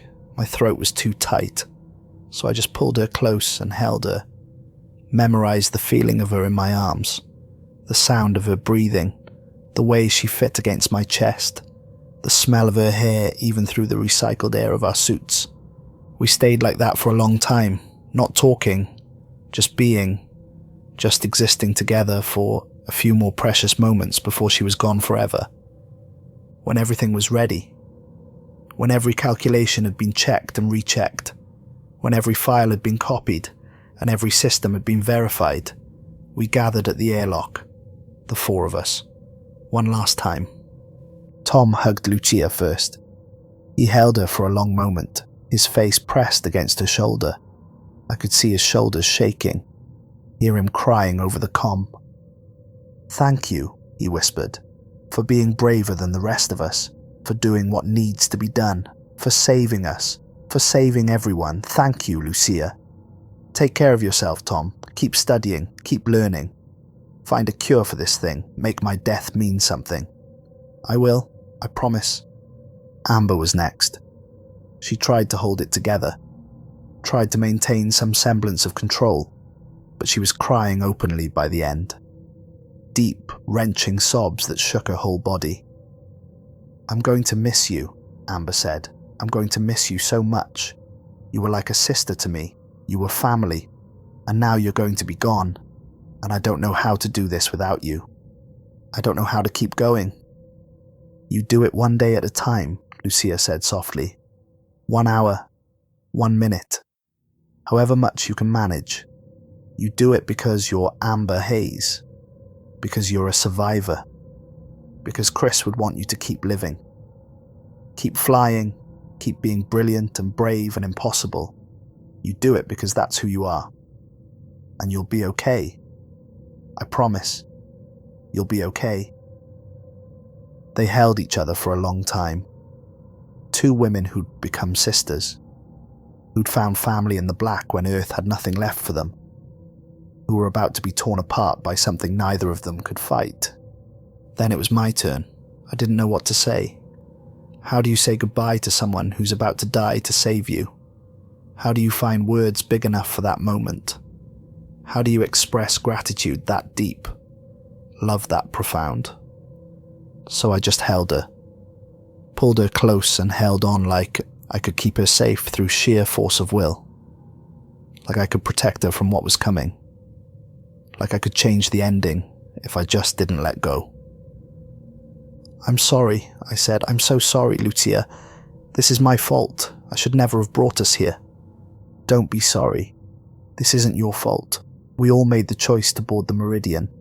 We all knew the risks. This is just how it ended, how it had to end. And I'm glad it's me. Glad I can do this. Glad I can save you. Save Tom and Amber. Save Emma and the boys. Save everyone. That's worth something. That has to be worth something." She pulled back and looked at me. Her eyes were wet, scared, but also determined, certain. She'd made her choice. She was at peace with it. even if I wasn't. David, promise me something. Promise me you'll keep living. Keep salvaging if that's what you want. Or quit and find something else. Buy that apartment on Europa. Settle down, find someone, be happy. Don't let this break you. Don't let me be the reason you stop living, please. I promise. The lie tasted like ash, like giving up, like betrayal. Liar. She smiled. It was a sad smile, but genuine, real. But I appreciate the effort. I love you, David. Like a brother. Like family. I need you to know that. These last 3 years, working with you, learning from you, being part of your crew, that's been a gift. Don't ever think otherwise. Don't ever blame yourself. You gave me something beautiful, something worth having. Thank you. I love you too, I said, and meant it. Not romantically, but as family. As someone who'd become essential. Someone whose absence would leave a hole that could never be filled. Then she stepped back, sealed her helmet, checked her suit systems, one final time, and walked toward the bridge. I watched her go, watched her disappear around the corner, every step taking her farther away, every second bringing us closer to the moment when she'd be gone forever, when there would be nothing left of Lucia Grant except memories and grief and the knowledge that she'd died to save us. We ran for the reclaimant. Amber had the docking clamps disengaged before we even reached the bridge. Tom was already strapping into his seat, pulling up the communication system so we could maintain contact with Lucia. I took my position at the captain's chair. My ship. My familiar, safe ship. It felt wrong somehow, sitting here, being safe, while Lucia prepared to die. Clamps released, Amber said. Her voice was mechanical now, professional, the only way she could function, the only way any of us could.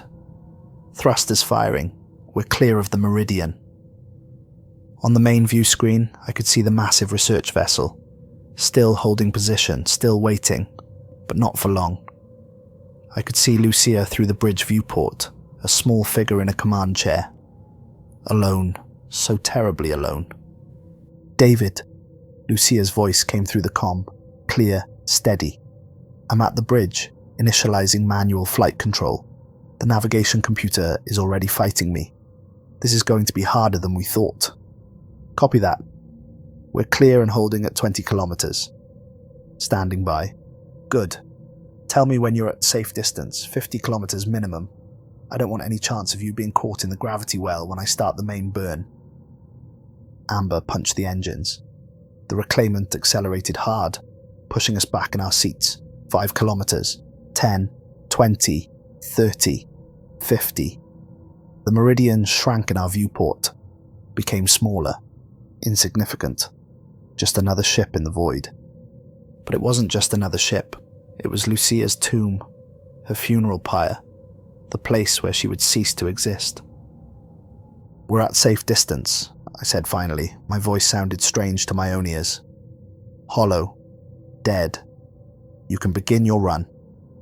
Understood. There was a long pause. I could hear her breathing over the comm. Fast. Scared. David? Yeah? Thank you for everything. For being my captain. For being my friend. For giving me a family when I needed one. For these 3 years. For the life I got to live. Thank you. My throat was too tight to respond. I tried, opened my mouth, but nothing came out except a strangled sound that might have been her name. Initiating burn, Lucia said. See you on the other side. The Meridian's engines flared to life. Blue-white plasma exhaust lit up the void like a newborn star. Beautiful and terrible. The massive ship began to move, slowly at first, fighting its own navigation systems, fighting the programming that wanted to keep it safe, keep it in position, prevent it from destroying itself. But Lucia was brilliant. The best engineer I'd ever known. She overrode system after system, fought the computer's attempts to correct course, forced the ship to obey her commands even as every failsafe screamed that this was wrong, that this was suicide, that this violated every safety protocol. The Meridian accelerated. Faster. Faster. The engines burning at maximum thrust, heading towards the distant star. We watched on the external cameras, watched the Meridian shrink in the distance, watched it become a point of light, a speck against the backdrop of space. I kept the comm channel open, didn't say anything, just kept it open so Lucia would know we were still there, still with her, so she wouldn't be alone in those final hours. For the first hour, Lucia talked about memories, about good times. Her voice was light, almost cheerful, like we were just sitting in the galley sharing coffee and stories, not watching her fly to her death. She talked about the time Tom accidentally created a culture of bioluminescent bacteria in the galley sink, how everything had glowed for a week, how we couldn't figure out where the light was coming from, how Tom had been mortified when we finally discovered it was his fault. About the time Amber had threaded the reclaimant through a debris field so thick it looked solid, threading between chunks of metal and ice at speeds that should have been impossible, how we'd all been terrified, how Amber had been completely calm, in her element, born for this, about the salvage run where we'd found a generation ship that had been drifting for 300 years, how we'd explored it room by room, found gardens that had gone wild, forests growing in the hydroponics bay, an entire ecosystem that had evolved in isolation, how we'd left it alone, decided some things were too beautiful to salvage, about her sister's wedding, how Emma had looked walking down the aisle, the white dress, the flowers, the joy on her face, how Lucia had stood there as maid of honor and felt happy and sad at the same time. Happy for her sister, sad that she could never have something like that, could never settle down, could never be normal. But I was wrong, Lucia said quietly. I did have that. Not a wedding, not a traditional family, but something just as real, just as meaningful. I had you guys. I had the Reclamant. I had a place where I belonged, where I mattered. That was my family. That was my home. And I wouldn't trade it for anything, not for anything in the universe. After the second hour, she stopped talking as much. The responses became shorter, more distracted. She was having to focus more on fighting the navigation systems. The computer was learning her overrides, adapting, trying harder to regain control, trying to save the ship and the person flying it. But Lucia was smarter. She created new overrides, new pathways, stayed one step ahead, kept the Meridian on course, kept it flying toward the sun. 3 hours in, the star was getting close. We could see it on our long-range scanners, a tiny dot of brilliant light, growing, expanding. The Meridian was accelerating toward it at speeds that would have made the original navigation computers scream in protest. "It's beautiful," Lucia said suddenly. Her voice was different now, softer, dreamier, awed. "The star, up close like this. It's so beautiful, David. I wish you could see it. Tell me about it. It's like looking at the birth of everything. All that light, all that energy. It's alive in a way nothing else is. More alive than any planet, any organism. It's pure energy, pure power, pure existence. I can see the solar flares now. Arcs of plasma, thousands of kilometers high, reaching out like fingers, like it's trying to touch something, trying to create. And the corona. Oh God, the corona. It's not just light, it's texture. Layers and ripples and movements. Like watching an ocean made of fire. Like watching creation itself. It's the most beautiful thing I've ever seen." "Lucia, are you okay?" "I'm scared." Her voice was small now. Young, vulnerable. The professional facade completely gone. Just Lucia. Just a woman facing her death. "I don't want to die, David. I know I have to. I know it's the right thing. but I'm so scared. I don't want to stop existing.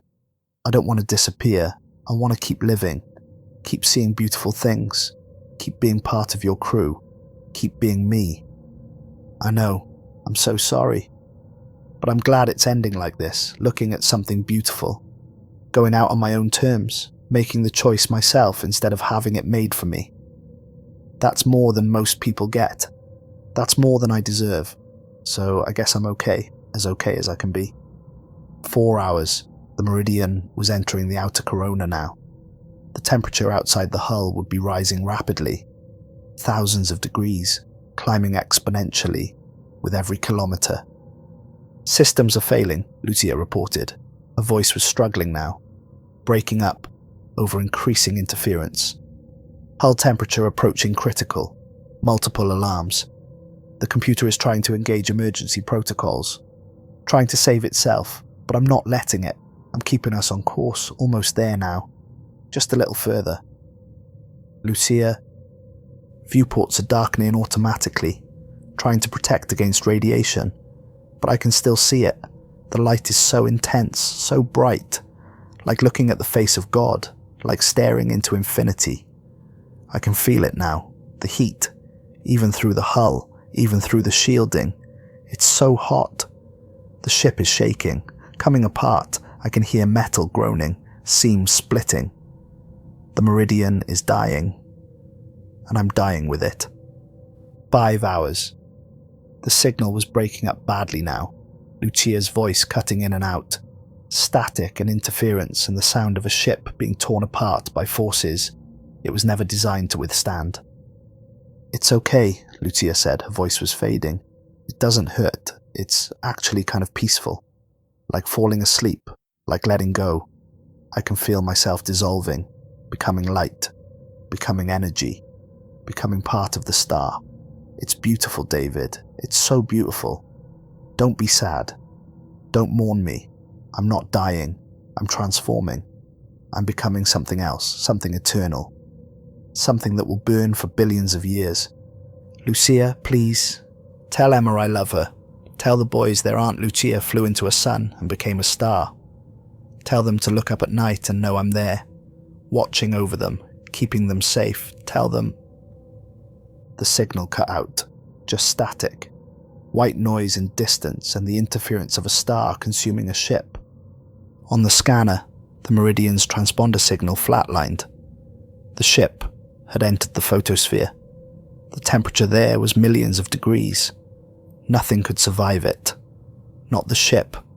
Not the organism. Not Lucia. We watched until the scanner showed nothing. Just empty space where the Meridian had been. Then, even the residual heat signature faded. Gone. Erased. Like the ship had never existed. Like Lucia had never existed. I sat in my captain's chair and finally let myself break. The sobs came hard and ugly and violent, tearing out of me like something being ripped away. Tom was crying too. So was Amber. We held each other on the bridge of the Reclamant and mourned the person we'd lost. The friend we'd never see again. The hero who'd saved us all. Lucia Grant, engineer, friend, sister, hero, gone. But not forgotten, never forgotten.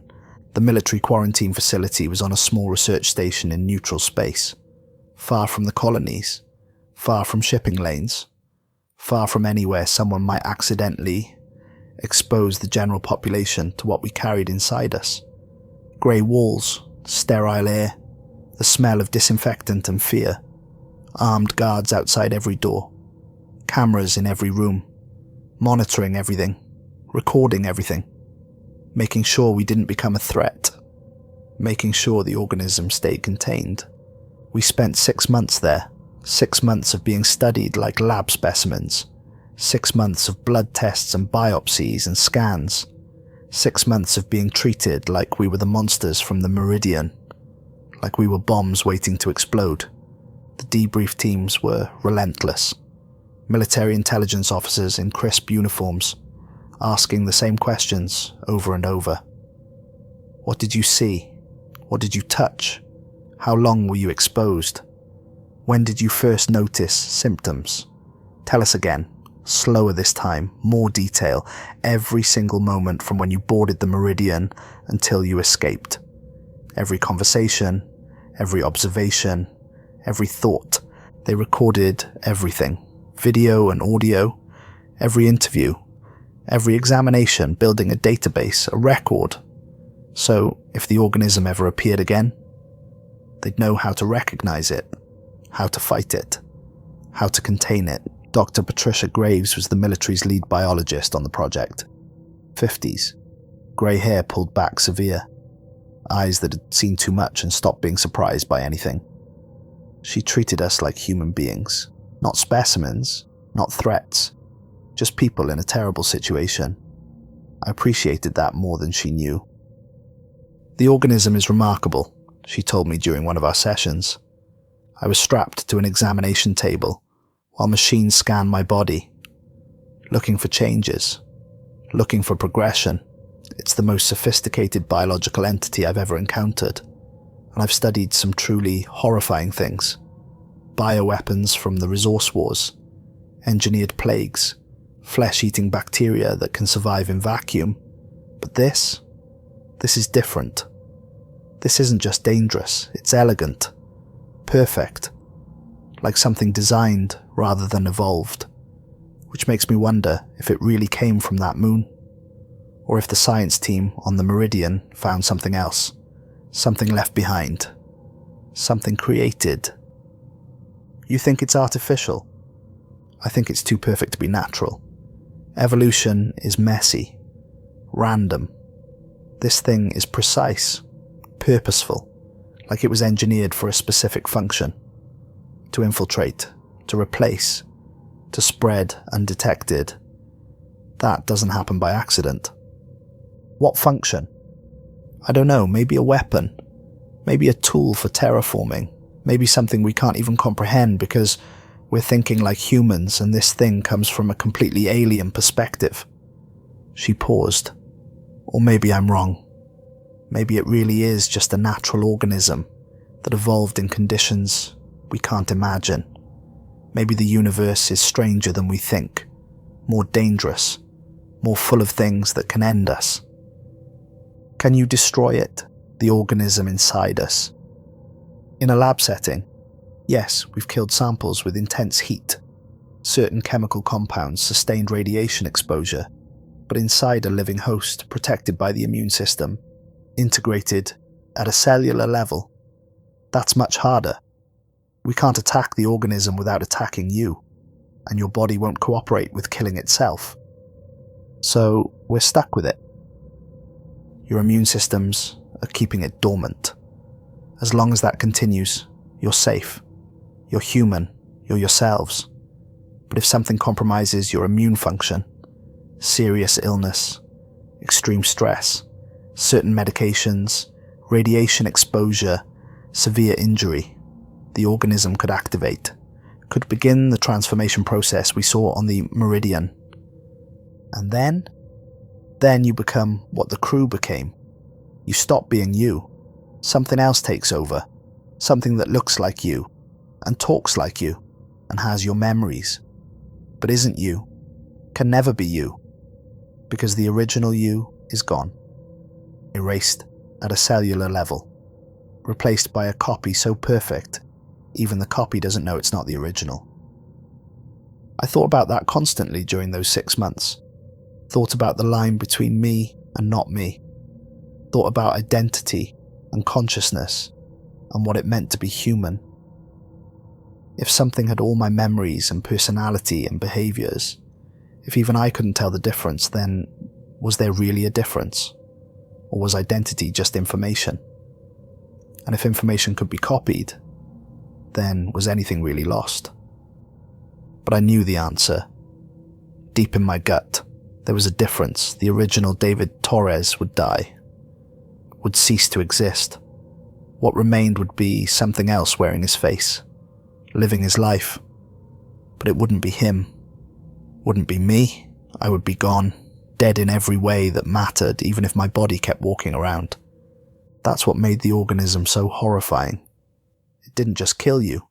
It replaced you so perfectly that even your loved ones wouldn't know, wouldn't mourn, would go on living with the copy thinking it was you, would love it and trust it and let it infect them too, until everyone was gone, until humanity was extinct and something else had taken its place. The official story came down after 5 months, from high up in the military command structure, from people whose names we'd never know and whose faces we'd never see. The Meridian had suffered a catastrophic engine failure, a reactor malfunction. The ship had been destroyed, all crew lost, no survivors, no salvage recovered. The research, classified, sealed under multiple levels of military authority. It never happened. The Meridian never existed. We were given new identities: David Torres, Thomas Webb, Amber Hayes. Those people died with the Meridian. Officially, legally. We became someone else. New names, new backgrounds, new lives constructed from lies. They offered us a deal. Full pensions, 2 million credits each. Enough money to never work again if we didn't want to. Medical care for life, free examinations, free treatment for any condition. All of it paid for by the military.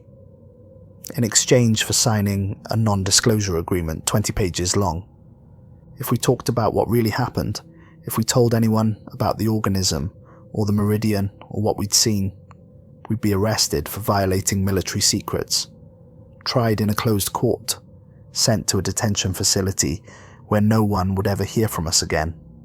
Our families would be told we died, given fabricated evidence, given closure, and we would disappear into the system, erased as thoroughly as if the organism had consumed us.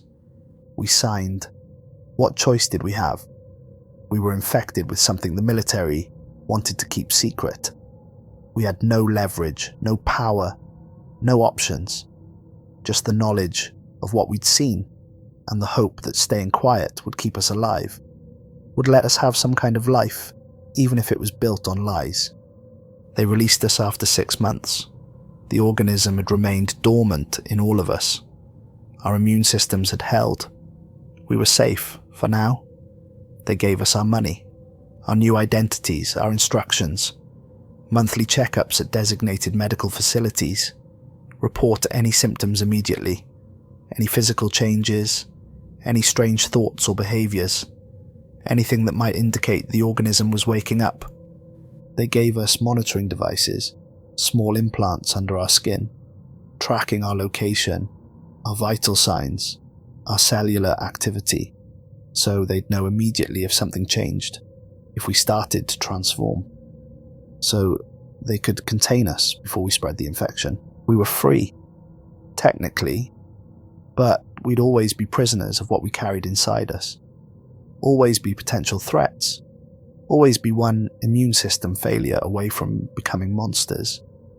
They couldn't give us back what we'd lost, couldn't return Lucia to us, couldn't make us forget what we'd seen aboard the Meridian, couldn't erase the knowledge that we were infected, that we were ticking time bombs, that any day could be the day we stopped being ourselves.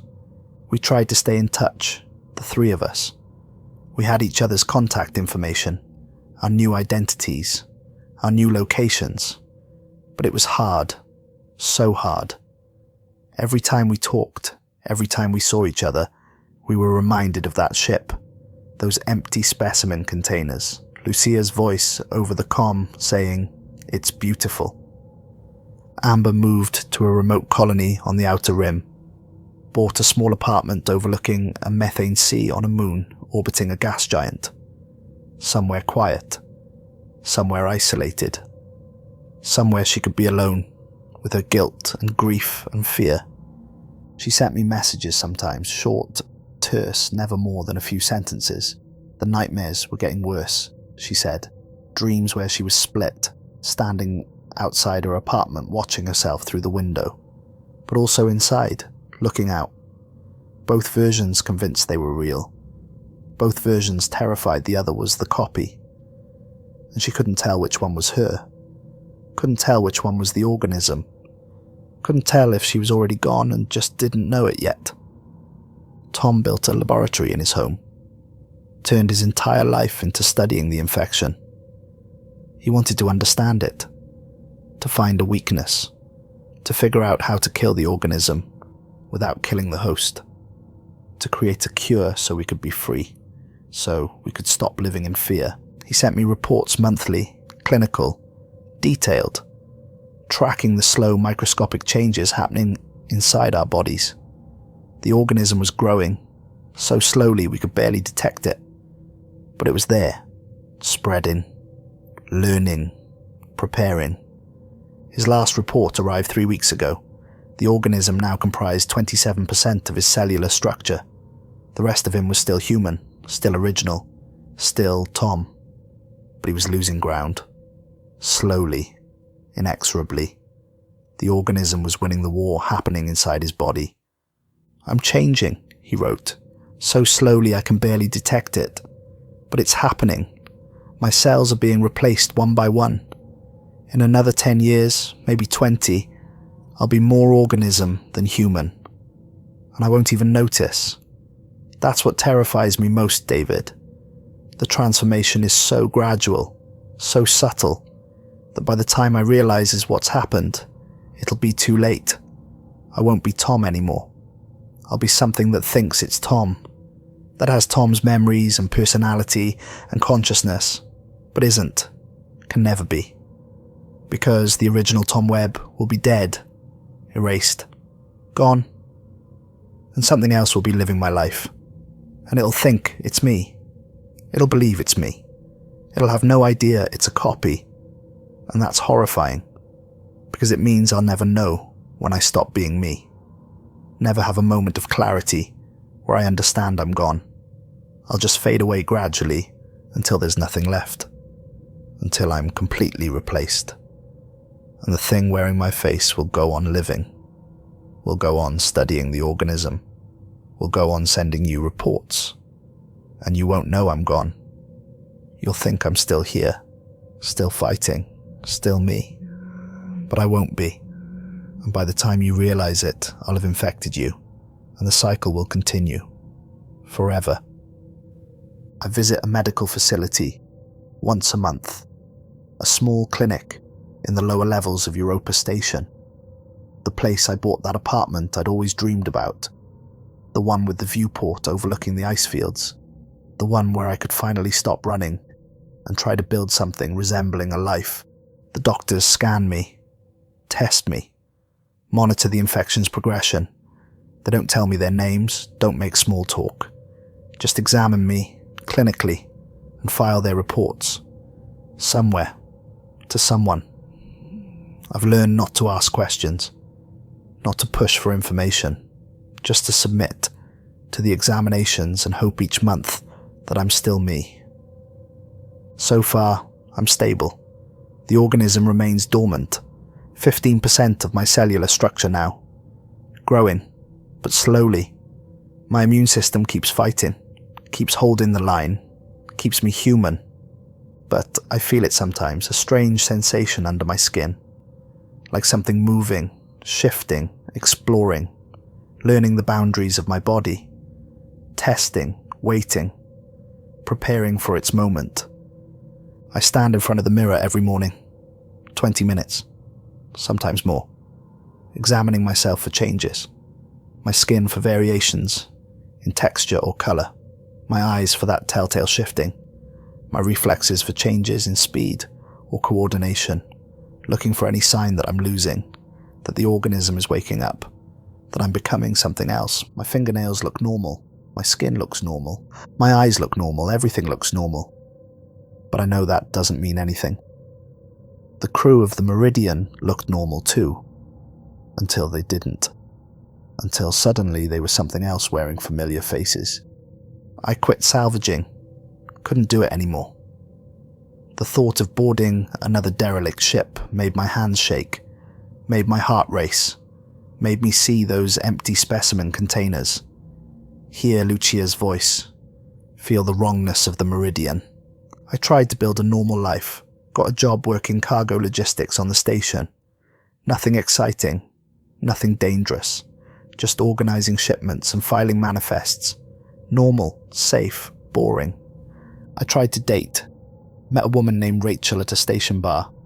She was nice, pretty, kind. She laughed at my jokes. She liked old Earth music. She wanted to travel, see the colonies, experience life beyond Europa. We went on 3 dates, dinner, a concert, a walk through the ice gardens in the observation dome. She held my hand, kissed me, asked if I wanted to come back to her place. I said no, made an excuse, apologized, watched her face fall, watched her try to hide her disappointment, watched her walk away probably thinking there was something wrong with her, something she'd done wrong. When the truth was, I couldn't bear to get close to her, couldn't risk infecting her if the organism woke up, couldn't let myself care about someone knowing I might not be me tomorrow, might be something else wearing my face, something that would infect her and everyone she knew. So I stayed alone, kept my distance, built a life of isolation and routine and constant vigilance, always watching myself, always checking, always wondering if today would be the day I stopped being me. I kept my promise to Lucia, visited her sister Emma on Mars. That was the hardest thing I've ever done. Harder than boarding the Meridian. Harder than watching Lucia fly into the sun. Harder than anything I'd experienced in my entire life.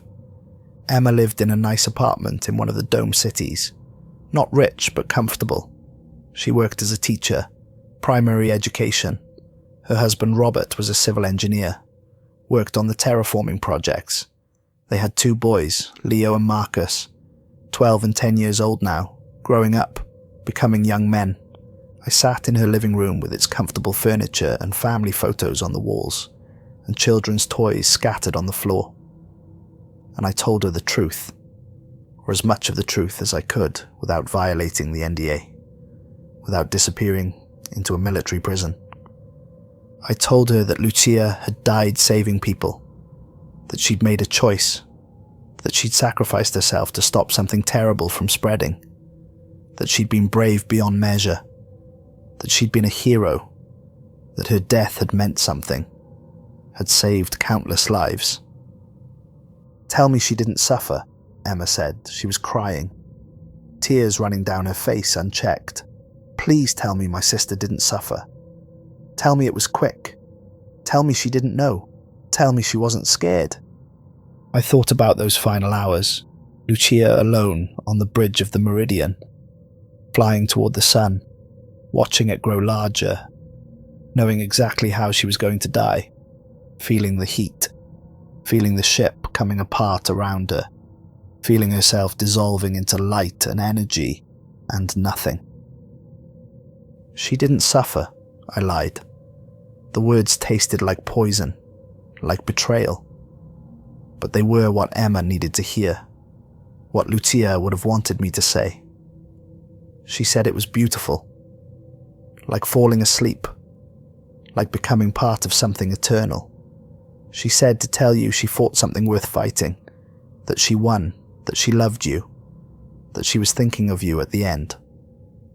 I don't know if Emma believed me, but she wanted to, needed to, so she nodded and thanked me for coming, for telling her, for being there with Lucia at the end, for giving her closure even if it was built on lies.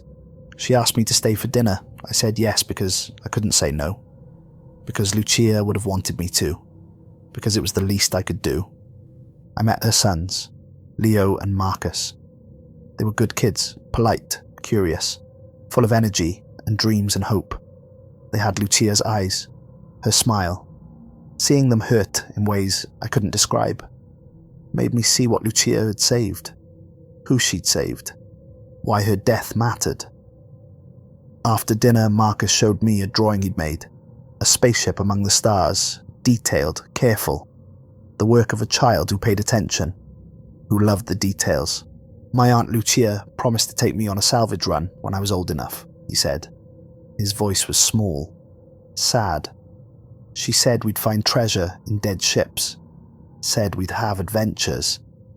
Is she really gone? Is she never coming back?" I looked at this child. This beautiful, innocent child who didn't understand death yet, who still believed in promises and adventures and happily ever after. And I had to tell him the truth, had to make him understand. "She's gone," I said softly. "But she's not really gone. She became something else, something eternal. Your Aunt Lucia flew into a star and became light, became energy, became part of the universe itself. So when you look up at night, when you see the stars, part of that light is her. Part of that beauty is her.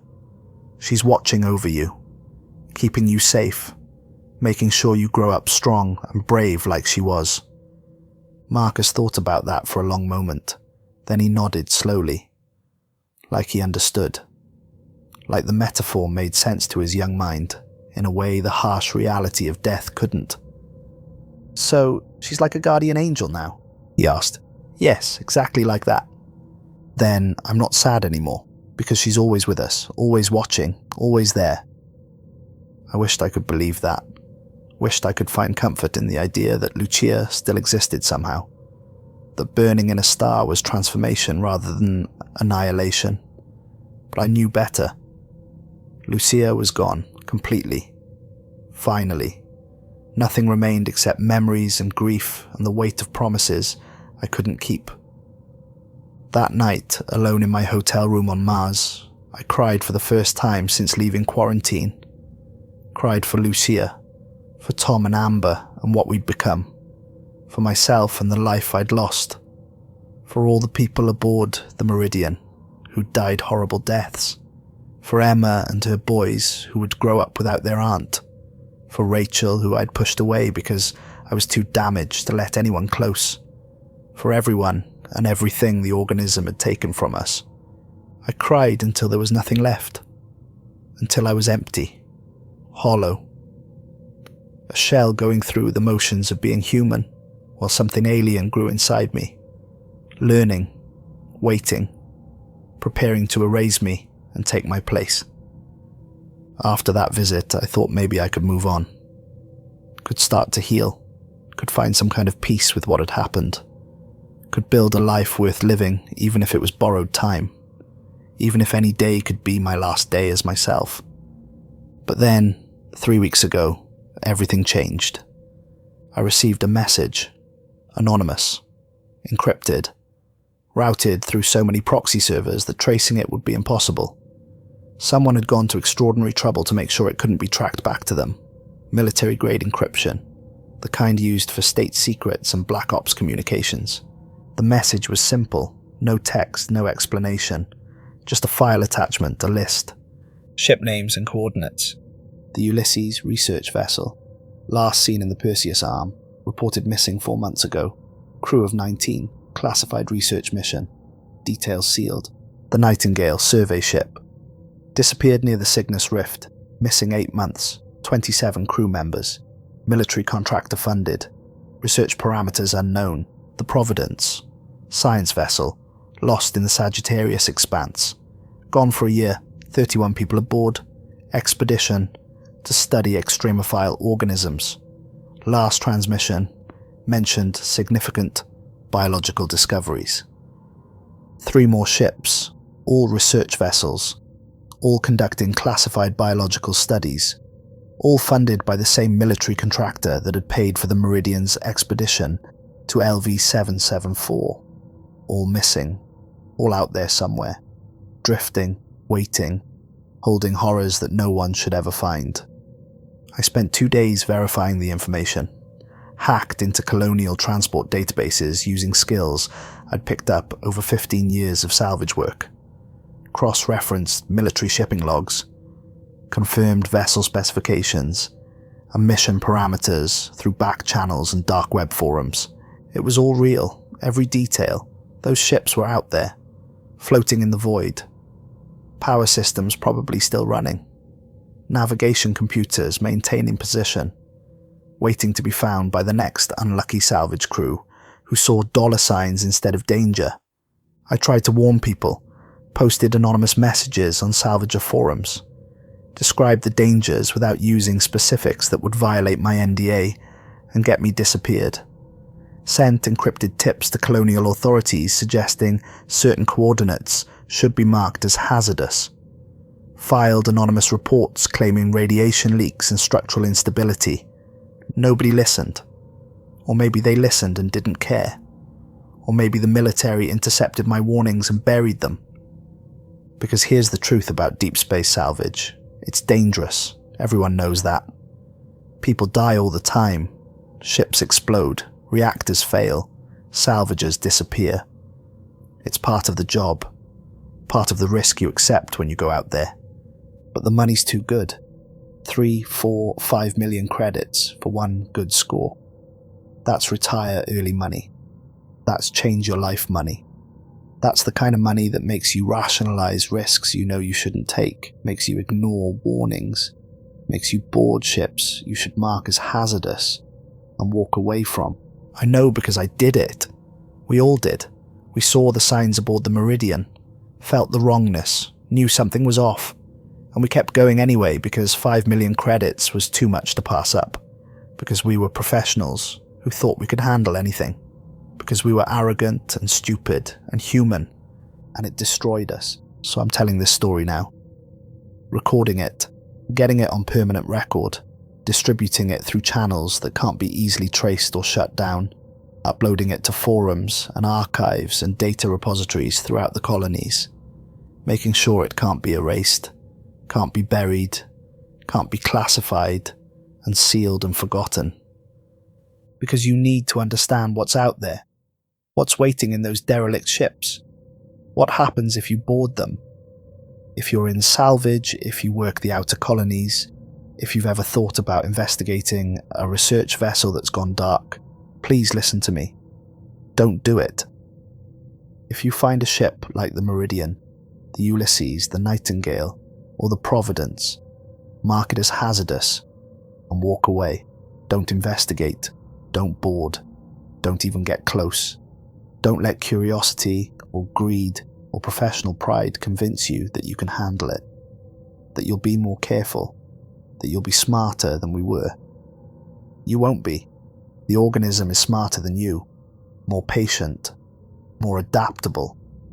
It's had millions of years to evolve in conditions we can't imagine. It's perfected the art of survival, of infiltration, of becoming, and it will learn from you, study you, copy you so perfectly that even you won't be able to tell the difference, until it's too late, until you're gone and something else is looking through your eyes. The salvage fee isn't worth it. No amount of money is worth what happens if you bring that organism back to civilization, back to the stations, back to the colonies, back to Earth, because it didn't die with the Meridian. Not all of it. We carried it out. Me, Tom, Amber. We're walking contamination vectors. Monitored, controlled, contained. But we're not the only ones. How many other salvagers have found those ships? How many crews have boarded them? Breathed the air? Carried the infection back to their stations? How many people are walking around right now with microscopic colonies of that thing inside them, learning, adapting, waiting for their moment? I don't know. Nobody does. The military isn't saying. Maybe they don't know either. Maybe they've lost track. Maybe the containment failed years ago, and they're scrambling to control a spread they can't even detect. Maybe humanity is already infected, and we just don't know it yet. Maybe we're already in the early stages of being replaced. One person at a time. One cell at a time. So slowly we won't notice until it's too late. I think about that every day. Every time I see someone on the station. Every time I pass a stranger in the corridor, or stand in line at the supply depot, or sit in a bar watching people laugh and drink and live their lives. I wonder if they're infected too. If somewhere inside them the organism is hiding, waiting, growing. And the worst part, there's no way to know. The infection is invisible until it's not, until symptoms appear, until the transformation begins, until it's too late to stop it. Tom's last message said he's been having blackouts, periods of time he can't account for. Hours where he doesn't remember what he did or where he went. He'll be working in his lab, and then suddenly it's 6 hours later, and he's in a different part of his apartment with no memory of how he got there. No memory of what he did during that time. He thinks the organism is starting to take control, starting to test its ability to puppet his body while his consciousness is suppressed, like it's learning to operate the machinery before it fully commits to the transformation, like it's practicing being Tom before it erases him completely.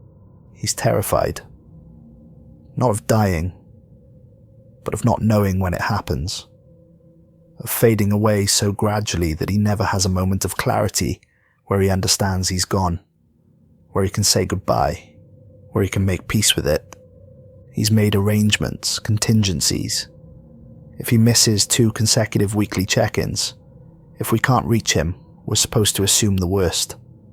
Assume he's been transformed.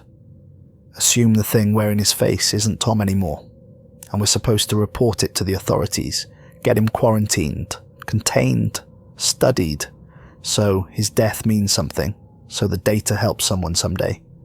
Amber's made similar arrangements. So have I.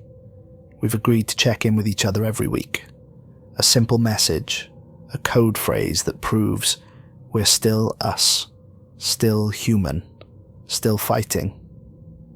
If someone misses a check-in, the others will know, will understand, will do what needs to be done. We won't let it spread, whatever it takes, even if it means turning in our friends, even if it means condemning them to life in a quarantine facility, even if it means watching them be studied and experimented on and treated like specimens instead of people. Because the alternative is worse. The alternative is letting the organism loose, letting it spread to their families and friends, letting it infect stations and colonies and worlds, letting it erase humanity, one person at a time until nothing remains except copies, echoes. Things that look like us and talk like us and have our memories but aren't us. Can never be us. My name is David Torres. I used to be a salvager. Now I'm just a man trying to stay human while something alien hides inside me. Learning, adapting, waiting for its moment to erase me and take my place. Every morning, I look in the mirror and wonder if this is the last day I'll recognize the face looking back. If tomorrow, I'll wake up and still think I'm me, but actually be something else. If the real David Torres will be gone, and only a copy will remain. A copy so perfect, it doesn't know it's a copy. That thinks it's the original, that has all my memories and personality and consciousness, but isn't me, will never be me, because I'll be dead, erased at a cellular level, replaced by something that learned to wear my face. That's the real horror of the organism. Not that it kills you, but that it becomes you so perfectly that no one knows you're gone. Not your family, not your friends, not even yourself. You just fade away gradually while something else takes over, and by the time anyone realizes what's happened, it's too late. The infection has spread. More people have been replaced. More copies walking around thinking they're the originals. And somewhere out there in the black, there are more ships, more organisms, more weapons that someone thought they could control, more expeditions that found things in the dark that should have been left alone. The military knows about them. I'm certain of that now. The anonymous message proved it. Someone inside the military complex sent me that list.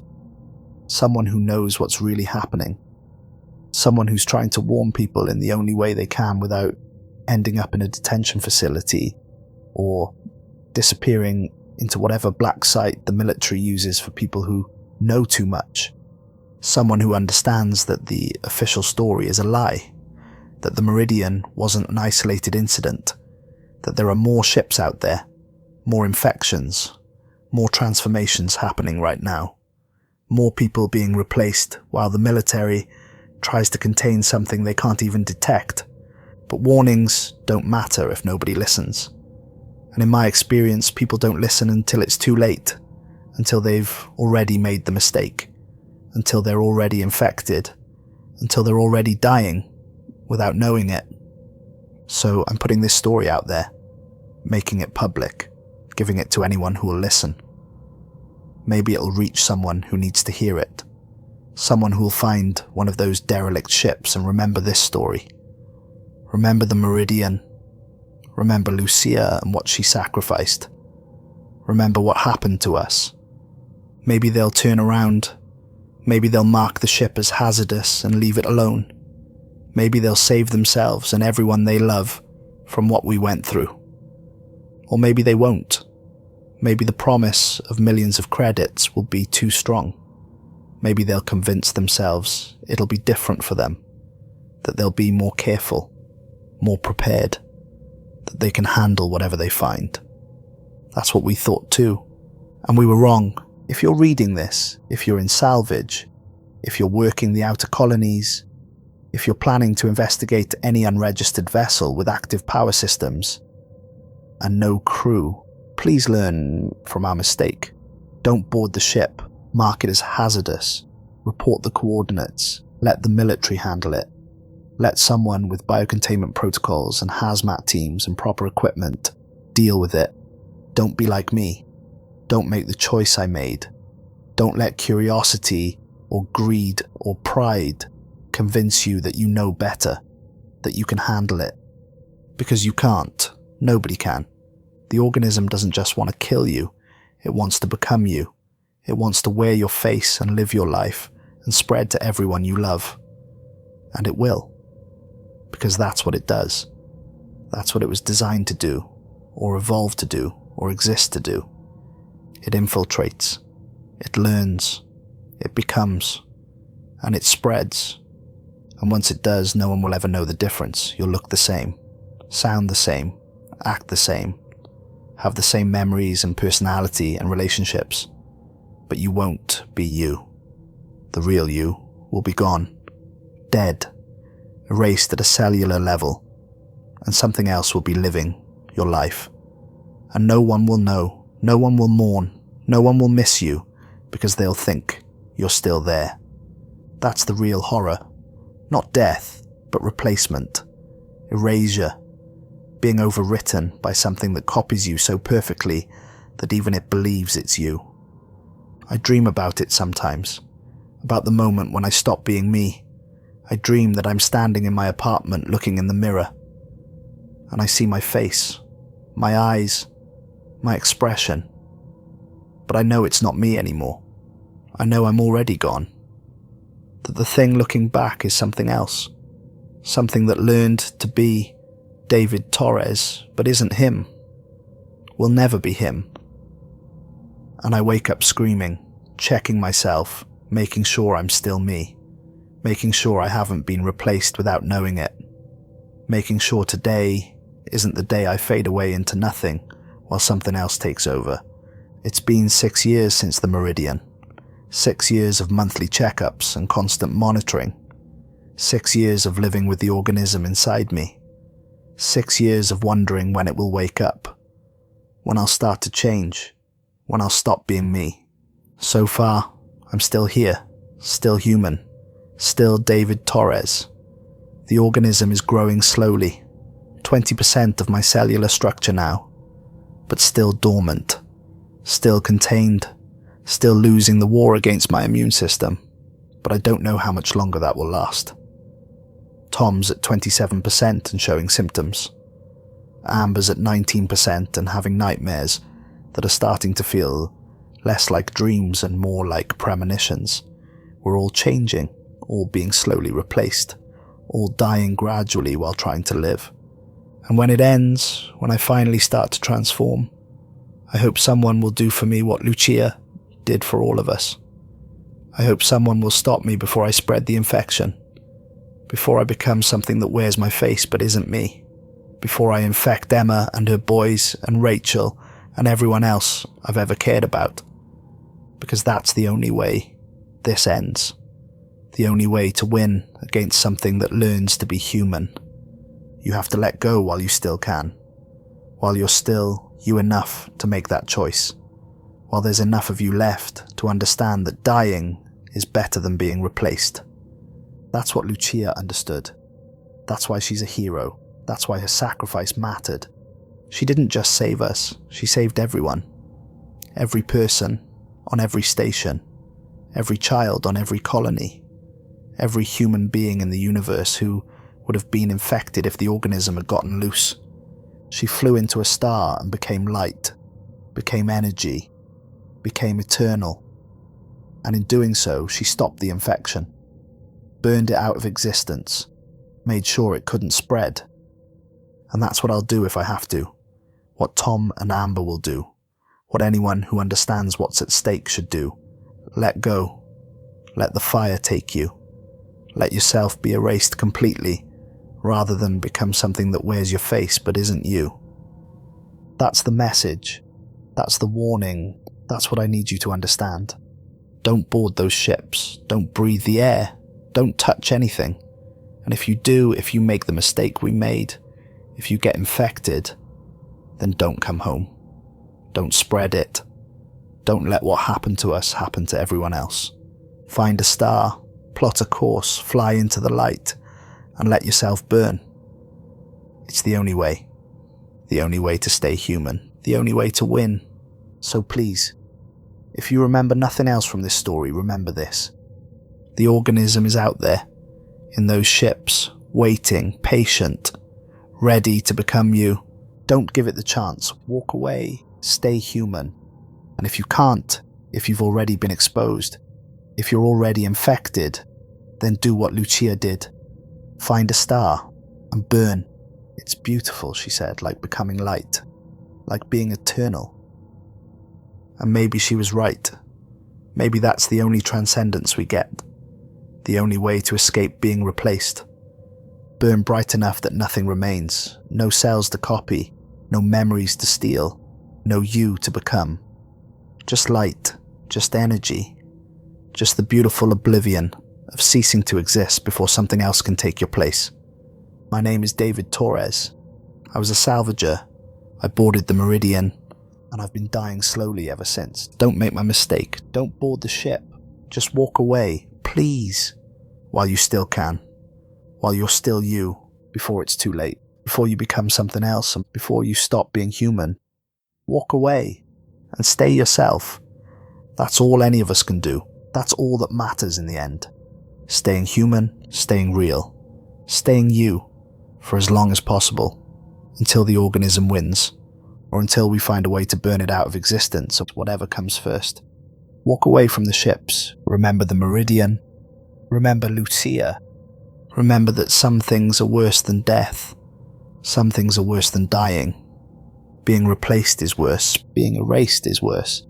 Becoming something that thinks it's you, but isn't. That's worse than anything. So walk away, please. Just walk away. And if you can't, if you've already made the mistake, if you're already infected, then burn, like Lucia, like a star, like something beautiful, and take the organism with you into the fire. That's the only way to win, the only way to stay human until the very end. Burn, and be free.